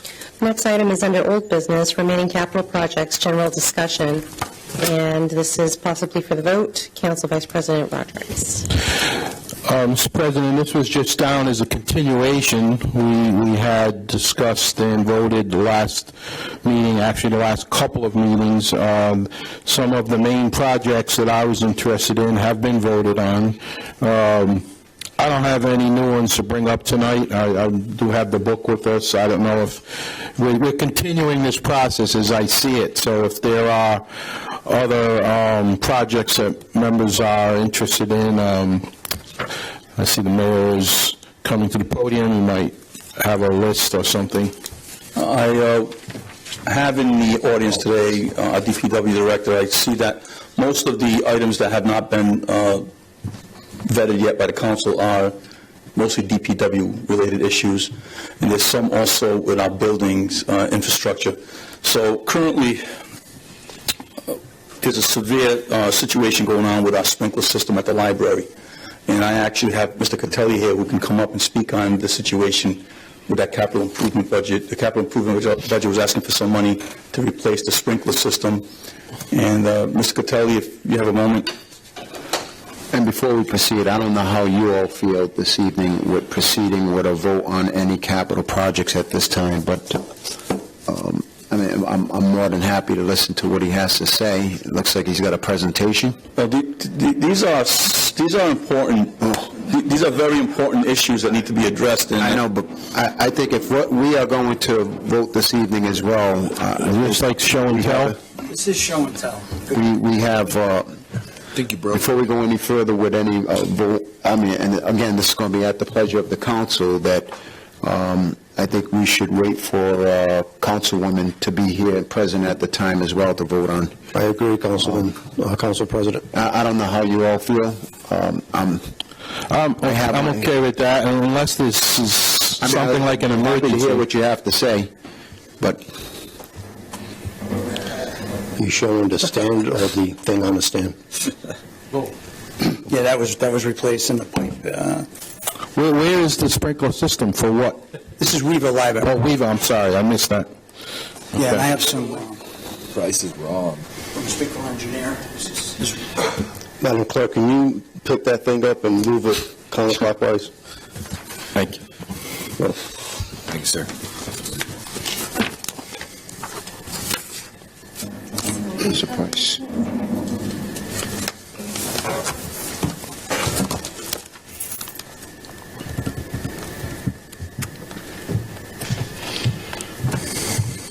I have a question for you. Sure. Sir. So this project, the price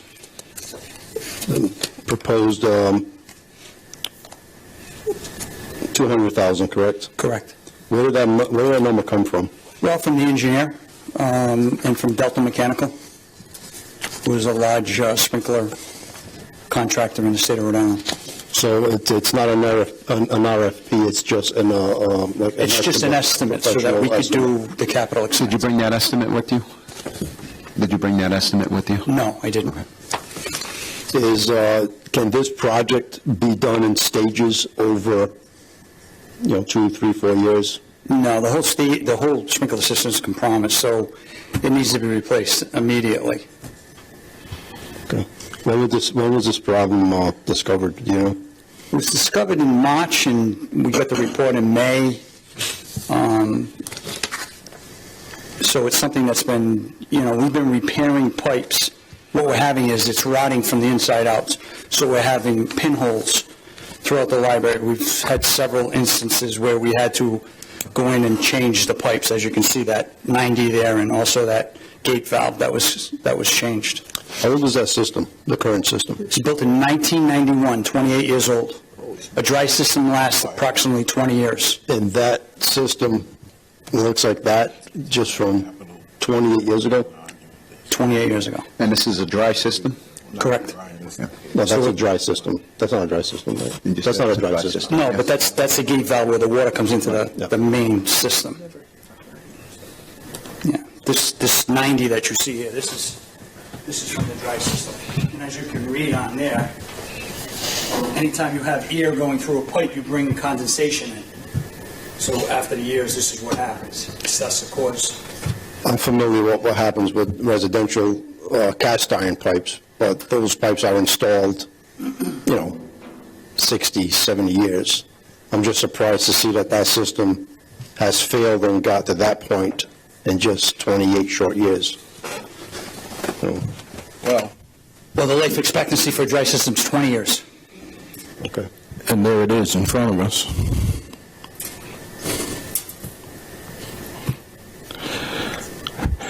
My thought is, it's in the capital projects, right? It's one of the projects? Correct. So this isn't something new, and we went through the whole budget process where we determined whether we do it or not, it's not affecting the budget in terms of tax rate. I mean, these are projects that, the $4 million or so that was aside for capital projects is there whether we do it or not. So if we're being shown this and we're being told that, once again, we're talking about infrastructure and preventative maintenance, and we've, at least I've talked to ad nauseum about things we've lost, whether it's roads or schools or pools or things that we let go. The money is there. The need is there. Our online director is telling us it needs to be done right away. As far as Councilwoman Susan not being here, I would say that if there's one member on this council who doesn't want to do this, then I'd say, okay, we'd wait. But otherwise, if we're all basically in favor, then that vote's not going to matter. I don't think she would want to hold up the project at the Weaver Library. No, I'm not alluding to that. However, what I'm saying, and this goes back to what I had initially said early on about the ladder trucks, where we allow things to get to this point, and then it's a 911 call. And we can't. Yeah. I'll tell you, I'll be quite honest with you, with $200,000 was not on my radar to replace this. I think Councilman Morado brought up an interesting point about capital improvements with the, trying to think of the organization, the Champlain Foundation, that usually finances projects like this. I don't know if we ever in the past gone out, this has ever gone out to the Champlain Foundation, considering that. Not to my knowledge. Considering that the longevity, we already know that they last for 19 or 20 years.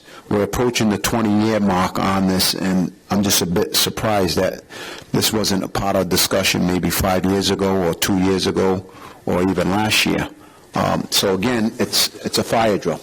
This is the way I personally look at it. Now, got to vote. Yeah, $200,000 got to vote because of this here. And that's the part I don't like.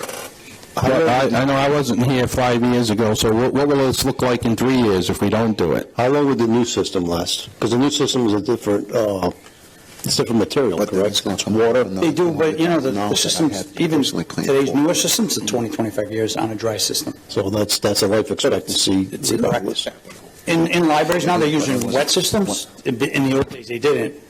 But we have no insulation in that ceiling, and those are all very, very high ceilings. So we are really, unless we want to insulate that whole building. Is there any government funds, grants, anything that can go towards this project? Is there anything that hasn't been looked at before this $200,000 price tag was added to this budget? No, just the Champlain, which they had mentioned earlier. Okay. And how do we get that? I know we're kind of behind the eight ball on that one, but what would be the time frame? Yeah, that's something the library director would have to handle. I don't really get involved with the Champlain. So my question is, can we explore that grant that was mentioned, that you just mentioned? Yes. Champlain Foundation? Yes. So I don't understand why we can't do both, right? So why can't we do an authorization that allows the administration to go up for an RFP, right? A $200,000 contract is going to require council approval, right?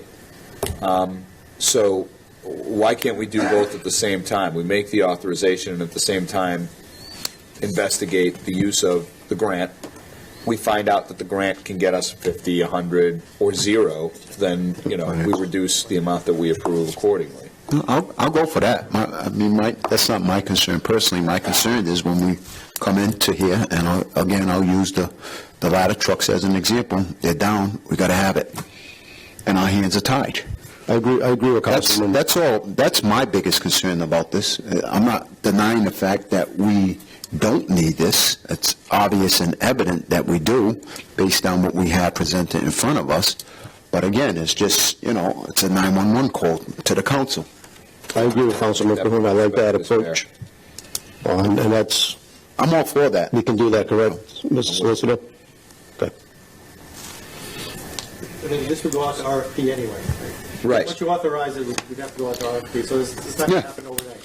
So in regards to this being an urgent situation, we became aware of it just this year, that it was in this condition. We didn't have money allocated anywhere to do this. We put it into the capital improvement budget request that we wanted the council to fund so we can move on this project. My concern is that should there be an incident there, which hopefully there won't, this wouldn't be sufficient to handle the needs if there were a fire in the building. And I don't know what the fire department could eventually do if they determine that the system is not up to standards. So my intent is, once I get the approval from the council, is that we will move immediately to get an RFP on this. If there should be some funding that comes up later on that can be supplanting this capital improvement funding, then we would certainly move in that direction. But I don't think we can rely on the hope of winning funding to do this type of project or that type of capital improvement. Yeah, what my point that I'm trying to make is exactly what you're saying now. In the event that something does go wrong and the council, for some apparent reason, decides that they don't want to vote on this, it's the council's problem. No, because it's our problem. I know, but the council didn't vote on it. Public perception is you had the opportunity to replace it, and you voted no. So it's the council's problem because it was brought to the council's attention. All we can do is report to you a significant need in our infrastructure, in our building. We're telling you that, according to the independent report, that this is something that needs to be replaced. So now we're asking for your support in supporting that capital improvement. And I'll support it, but again, it's a fire drill. Actually. But I mean, personally, that's something that didn't happen in May. That didn't happen in March. Well, it was only discovered after an inspection. And it's far out. Do we have annual inspections on these? Do we do annual inspections on it? Yes. Okay. So it was just discovered? I'm sorry? And it was just discovered when we have annual inspections? When we had the leaks, we had the pinholes, that's when it was discovered. So prior to that, we never had pinholes, or no. And based on the aging, we knew it was approaching its life expectancy? Correct. Okay. It's actually surpassed its life expectancy by 8 years. By 8 years. Oh, I thought he said. It's a 20-year system. It's going 8 years beyond that. 20-year system, and did you say this is like the 28th year? So it's 1990 stamped on it. Yeah, you can see the year on it. So has the fire department or fire inspector or anybody issued a warning or a statement, or would they? I don't know. It's just the fire sprinkler system in the building, right? Yeah. Correct. The system's working, but it's compromised, obviously. So, and pinholes, and we have to repair it, and you can actually see, right, what is going on with the pipes inside, so. Mr. President, I'd like to move to approve the allocation of the $200,000 for the Weaver Library indoor sprinkler system from the capital account. I'll second. I just want to ask one more question. This system, there's no maintenance that's required on an annual or whatever basis? Mm-hmm. Is there a maintenance schedule? Yeah, and they report to the fire department. Okay. They give quarterly. And that maintenance schedule has nothing to do with? Internal, no. Okay. It doesn't do internal pipes. Okay, thank you. Are we going to go to a wet system for this next one? No, we're going to do another. That is a life and safety. So we do have a motion on the floor. Would anyone like second? Anyone have a second? Roll call vote, please. Councilman Cahoon. Aye. Councilman Morado. Aye. Council Vice President Rodrick. Aye. Council President Brito. Aye. Next item, please.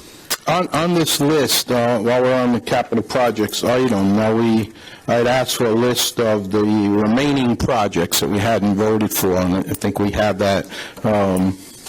Thank you. But I see on this list, number 6, which, my understanding, we did vote for that. Yes. Is that correct? Yes, that's Okay. correct. I just want to make sure, because that's been a pet peeve, so I'm going to cross that out. Thank you.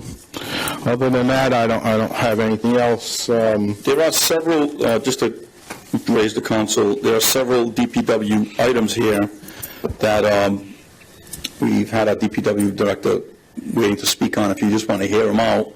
The other thing, too, I believe, and correct me if I'm wrong, we were asking for some grant match money, some DEM grant match money, that I think you had tabled that vote. I don't know if you tabled it for another consideration.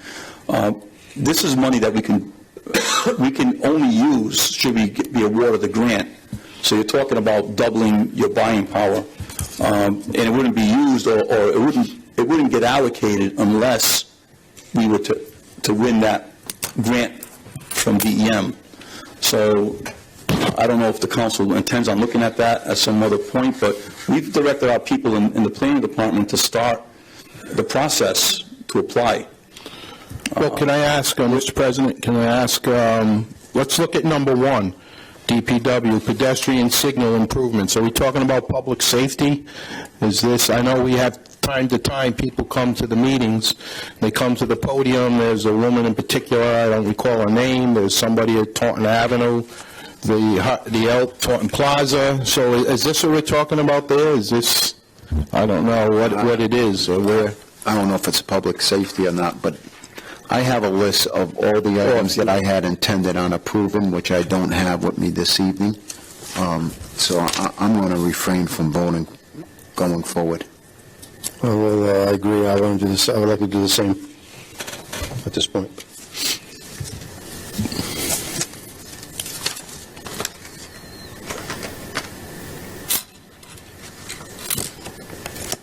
These projects, I mean, there's no urgency, so my opinion is that we wait to have a full council to have everyone's opinion and viewpoints on the remainder of these items. And just to inform the council, our records indicate, and I think we're right here, is that the DPW engineering pedestrian signal improvement near Kent Heights School was approved at one of your meetings. That was the one for the Kent Heights School. So that was approved. That's right. You also approved the Taunton Avenue drainage improvement. Yep. The ones that are outstanding was the Elgin Road sweeper, the 6-wheel dump truck, the stainless steel sander.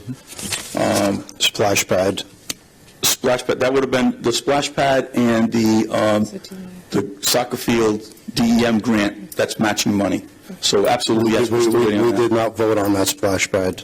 Right, you did not. You did not. But it's not on here. Park upgrades was not voted on. Saving Point boat ramp was not voted on. Pavilion with gazebo, not voted on. Building demo at 80 Burnside, not voted on.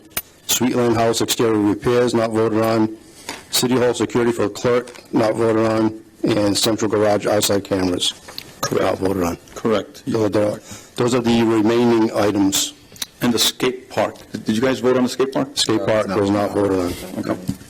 Yeah, so there's a few items, we can, if you plan on having a discussion, we can have our DPW director back. Like I said, he's here to discuss it today, but if you plan on moving it to another day, we can make sure he's here to speak on those issues, and also on the importance of the matching money for the 2 grants that we're going for DEM. We'd like to have Mr. Fazioli here to speak on that, because you're really doubling the buying power of your money if you're able to get those grants. And the money won't be spent unless you win the grants.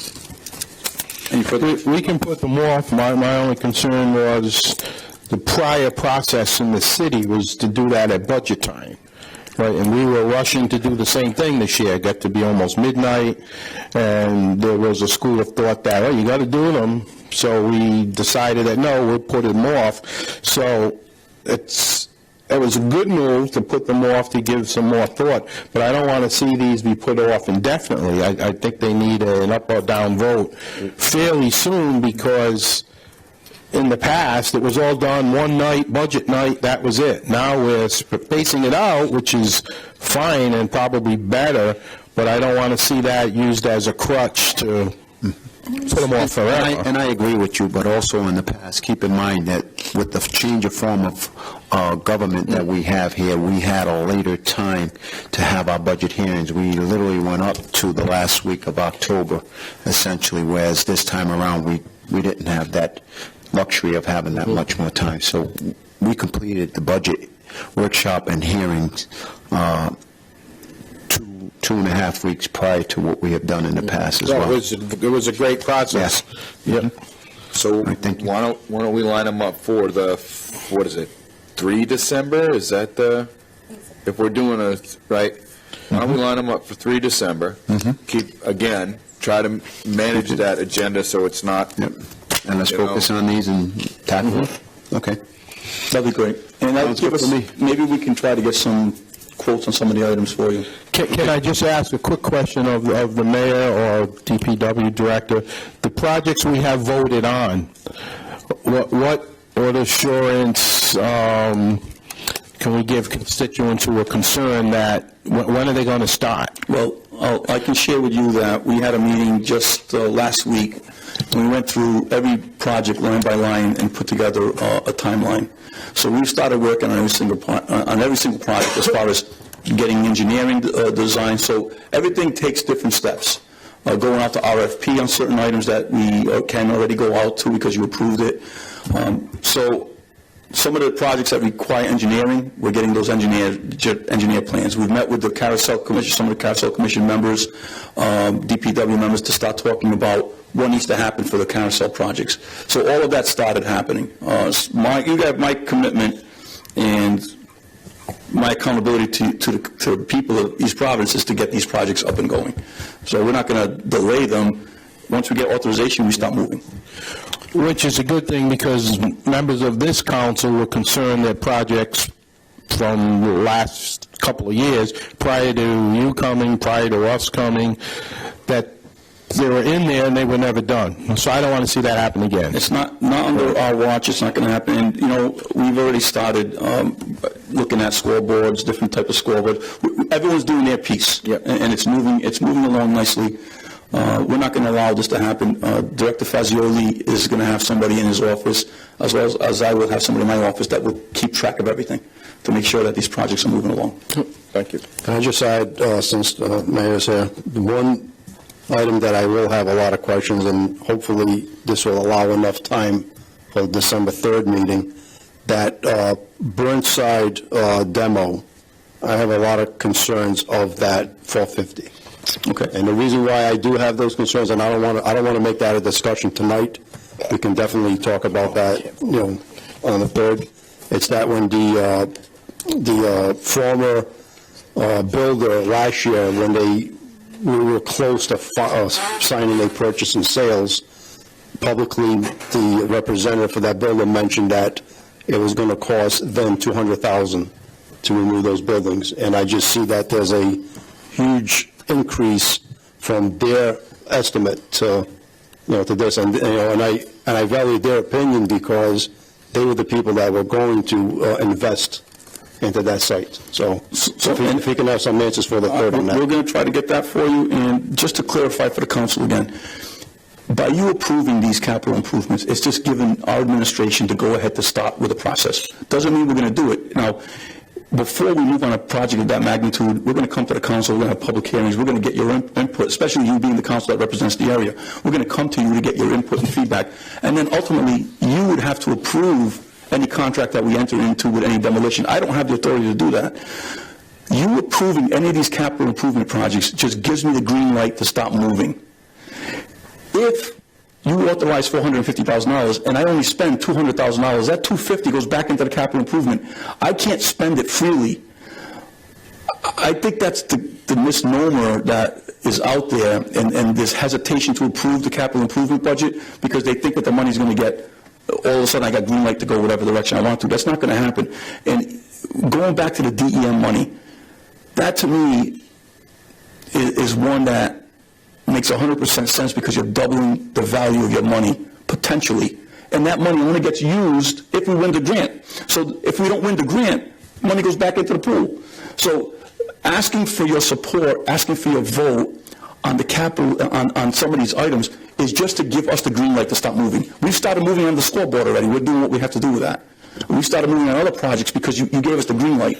On that, now that's not something you have to come back to us for, right? We're not going to approve demolition. No, it depends on the price. Yeah. So let's say I think the scoreboard is going to be less than $50,000. But if the scoreboard is less than $50,000, I can enter into a contract and then move forward on the project. I don't need to come here with every little thing. It's going to drive you guys nuts. So you have enough on your agenda as it is.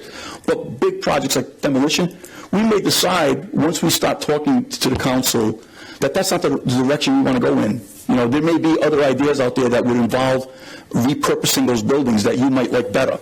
So that's all something for us to discuss. But giving me the approval lets me start doing some of the legwork that we need to do. I get what you're saying, but and maybe this is a question for Council President Brito.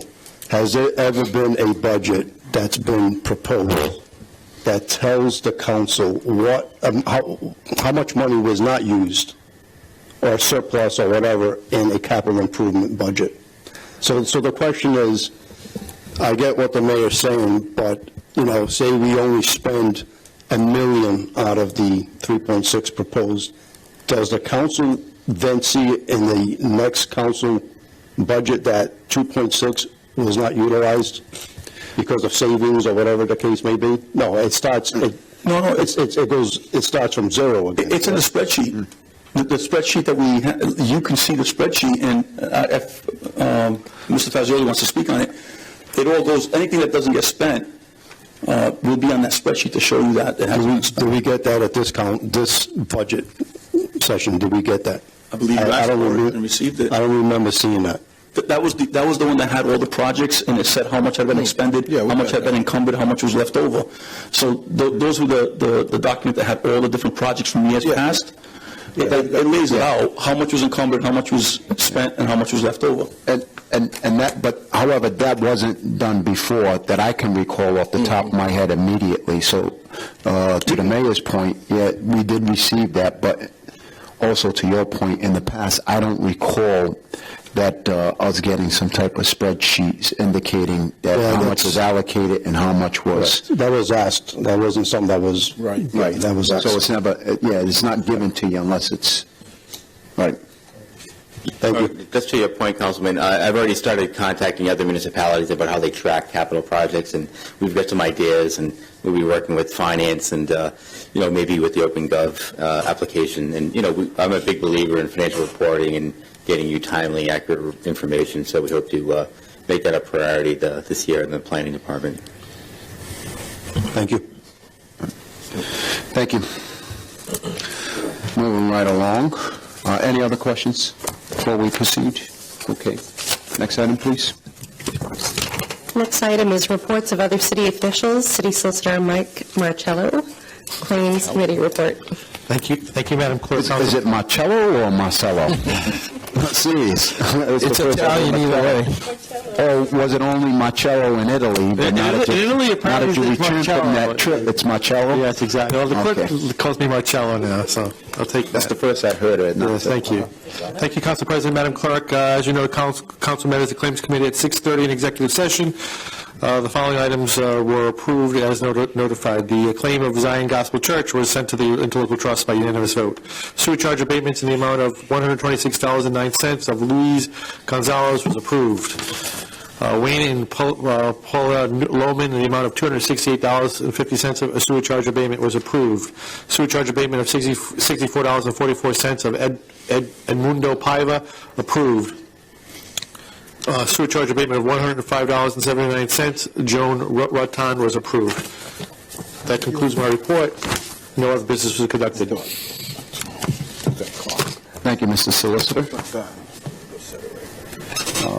You need a motion to... I'd like to move to seal the minutes from executive session. Okay, we have a motion on the floor to seal the minutes for executive session. Anyone like to second that motion? Second it. Motion has been seconded. Roll call vote, please.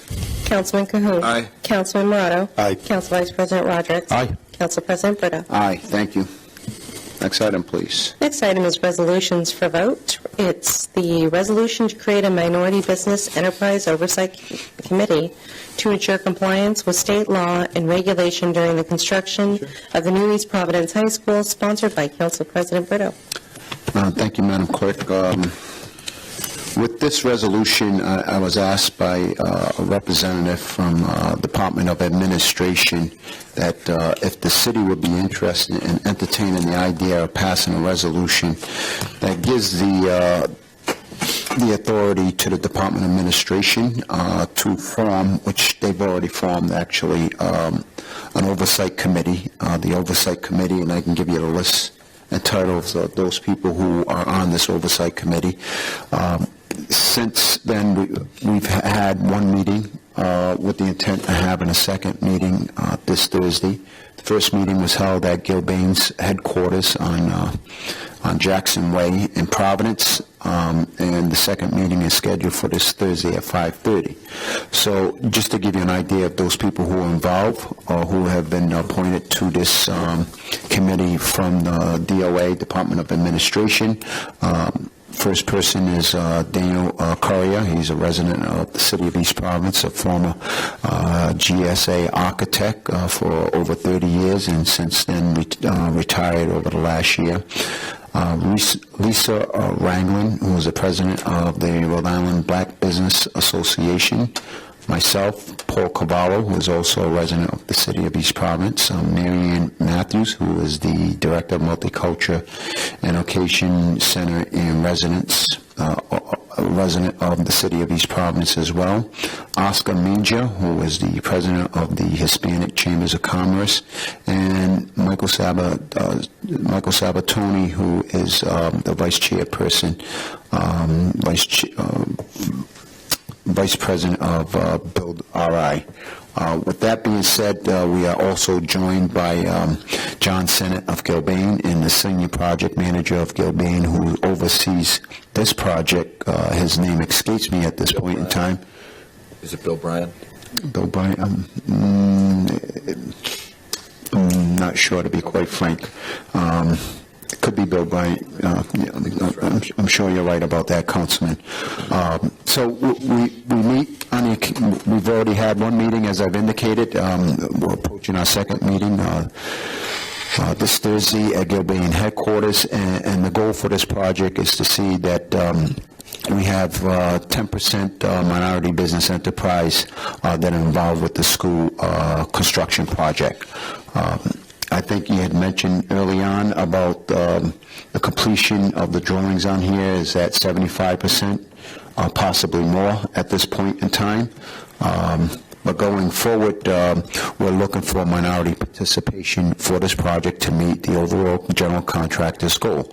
And so this oversight committee is just, we have a discussion, full discussion on how the general contractor can recruit minorities for this particular project, and how they could obtain their goal, and that's essentially what our meeting is about. I will ask that during this resolution that we have presented in front of us, excuse me,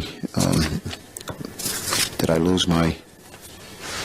I'm sorry, yes, the resolution that we have in front of us, that we make an amendment, because on the last paragraph where it says, now therefore be resolved by the City Council of the City of East Providence, 3 sentences up from the bottom, the sentence begins with the composition of the committee, schedule of meetings along with duration, purpose, specific responsibilities, and reporting requirements shall be established and directed by the City Council.